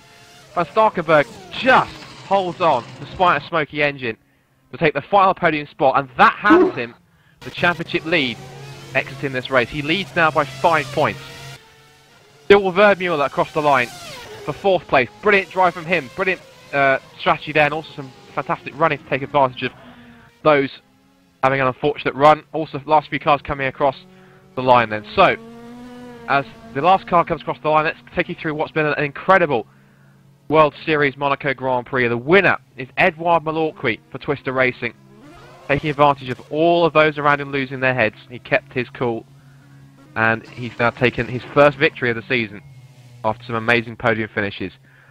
Second goes to Marco Conti. He'll be extremely delighted with that for Roboto Racing. Third, just holding on. We thought, wasn't sure if he managed to grab it, but sigh of relief for Precision. I think their blood pressure is just starting to come down now, because it's 3rd place for Robert Starkenberg, and the championship lead, as we've said. Dylan Verdmuller takes 4th, ahead of Nick Rowland, and of course that's a special place for us here with FSR commentators, because he will be absolutely delighted with that, I'm sure. 5th place to outlast some of the big favourites to hit the victory. A lot of guys who qualified ahead of him. Oh, and although he won't have favours Eros Masculi by doing that in the pit lane. He just drove almost into the path of Masculi in the pit lane, which he's trying to park up. But it's the only thing he's done wrong all day, I think. 6th goes to Antonio Colleretz. Brilliant run for him and for Venus Project Racing. Colleretz always seems to put together a decent result when it comes through. He's another one that tends to outlast those who make mistakes. So well done to Antonio. Danny Van Der Neek grabs 7th for Netrex Academy. Eros Masculi is 8th for Pescara. Florian Kohler is 9th. And despite being 5 laps down, Francisco Maldonado picks up a top 10 finish for Positive Sim Racing. 5 laps down, of course, but as you said, but he'll be happy with that. Yeah. Then we go through the long list of retirements, and in order from 11th downwards, Zoltan Schutte with a disconnection, unfortunately. Zoltan Nagy after outing the barriers in the swimming pool section. Peter Burlak with his engine problem. Kevin Russo, I didn't see exactly how he retired. Dimitri de Matos out of the race with the DNF, as was Villa Lapala after he had to pit the car after making a mistake on the exit of the New chicane. Adrian Rodriguez, 17th again, engine failure for him. Bastien Gauthier was out after an accident. That was Massenet, that was. Just on the exit towards Casino Square. Thomas Mundy was out with a DNF. Luka Ostakovic's engine failed on him to classify 20th. Chris de Jong was 21st after a DNF. Alex Diaz retired after an accident. Zolt Gabori had suspension damage to finish 23rd. Classified 23rd. Amanda Mora out with engine problems. Marek Godek with an accident. And do spare a thought for Martin Gosby, who didn't even make it past the first corner. He started 3rd, and he ends the weekend classified 26th and last with 0 points away from Monaco. This is a weekend, especially of all places in Monaco, he will definitely want to forget. So that's pretty much the running order then. Before we wrap up then, let's take some final thoughts then and just analyse what we've seen. Matt, a pretty intense Monaco Grand Prix for many reasons, but you have to admit, Malorqui, out of all the front runners that took the lead throughout the race, he was the one that was able to go the distance, and look what it's earned him in the end. He can now finally say, in virtual terms, sim racing terms at least, that he's won the Monaco Grand Prix. Yeah, exactly, and there's no better place to be in the virtual world. Congratulations to Edouard Malorqui. A great drive, didn't really put a foot wrong. Of course, was helped by the issue between Peter Burlak, but he sat there in second all race, waited for his chance to pounce, and he did pounce. And Marco Conti with a great drive for second. Rob Van Starkenberg. Oh, Van Starkenberg finishes 3rd. A little wry smile probably from him. I had it covered. That's probably what he'd be saying afterwards. But I'm not so sure about that one. And my driver of the day, a sensational drive from Cyril Verdmuller. I don't know where he was at one point, but I saw him. He was caught up in the accident at the start, and he was down in the teens. He was somewhere, and he managed to pull his way up. He made passes on the track. He made passes in the pit lane. He didn't really make any mistakes. A great drive from him. And Nick Rowland comes in P5, and I mean, not much. We've already said everything we need to say about him. He's had a great drive. Some other guys too. Florian Colli. We haven't spoken much about him, and Colleretz. 6th and 9th, those two guys, and they had really, really good drives because they didn't really do anything. You know, like they just keep going around, keep doing your own thing, be consistent, and keep it out of the walls. That is the trick at Monaco, as you can see from great drives from Kolarich and Colley as they managed to get points without really having a lot of airtime today. Absolutely. That is absolutely brilliant. Well, of course, moving on then to, I've just been told apparently, this is not the first time Milwaukee's won in Monaco. Apparently what I said for Jack Keithley winning last year in Monaco in the World Series, I'm actually incorrect. Apparently it was Edouard Milwaukee, so he's now got 2 Monaco victories. So apologies for that. I thought that's what I read on the GP Cops website, but apparently that's wrong. So apologies for that. So that is now the first race of the weekend out of the way, but of course that's not the end of the festivities for FSR because we still have another 2 races to run. And moving on into the next event is going to be tomorrow afternoon. Early tomorrow afternoon is going to be the World Trophy race. That's going to be a pretty intriguing time to watch that one. Of course, it's going to be a very hectic grid. Obviously, with the guys trying to get through pre-qualifying, I wonder if it's going to be just as hectic as we had if not even more so, for the guys on the World Trophy race. And of course, tomorrow afternoon, or late tomorrow afternoon, it is going to be the big one. It is going to be the Monaco Grand Prix World Championship event. Of course, Bono Huis is back. Of course, he was away last weekend because he was away watching a football match. He was away watching Barcelona, in Barcelona. But can't blame him. He's 3 times world champion, so if he wants the day off, I suppose he deserves a day off, in my opinion. But he is back, and he's going to be charging for a 4th consecutive Monaco Grand Prix victory. He's won it the last 3 times. And of course, if you read the official FSR Monaco preview, which is on formula-simracing.net, they're not actually tipping Bono Huis to win the race this year. They're actually tipping Morgan Moran to get it, which is quite intriguing. It'll be interesting to see exactly how those two play it out. And also, a dark horse definitely to course in that upset is going to be Patrick De Witt. Never count out Patrick De Witt at Monaco, at least. There's always something about this place where the Dutchman tends to run well, and I'm pretty sure that tomorrow afternoon will be no exception, provided he can take it to the end of the finish, to the end of the race. And I'm pretty sure with his consistency and the fact that he's managed it for the past couple of seasons, I'm sure he'll do just that. So that pretty much wraps it up then. Of course, the broadcast for tomorrow for the World Championship is going to kick off tomorrow at 5:15 UK time, or 4:15 GMT. That's going to be for qualifying. And then the race will go live at 5 o'clock GMT or 6 o'clock UK time. So be sure to tune in for that. It is a race you definitely do not want to miss. So that pretty much rounds up the racing from today, at least for Monaco, and what a fantastic race we've seen. Edouard Milwaukee grabs his 2nd Monaco victory for Twister, this time for Twister Racing, and what's been a crazy race, high attrition rates, but he's managed to keep his head while everyone else lost theirs. For myself, Scott Woodwis, and my co-commentator Matt Hartley, thank you very much for watching. Be sure to tune in tomorrow afternoon for both the World Trophy and the World Championship. But for now, take care. Bye for now.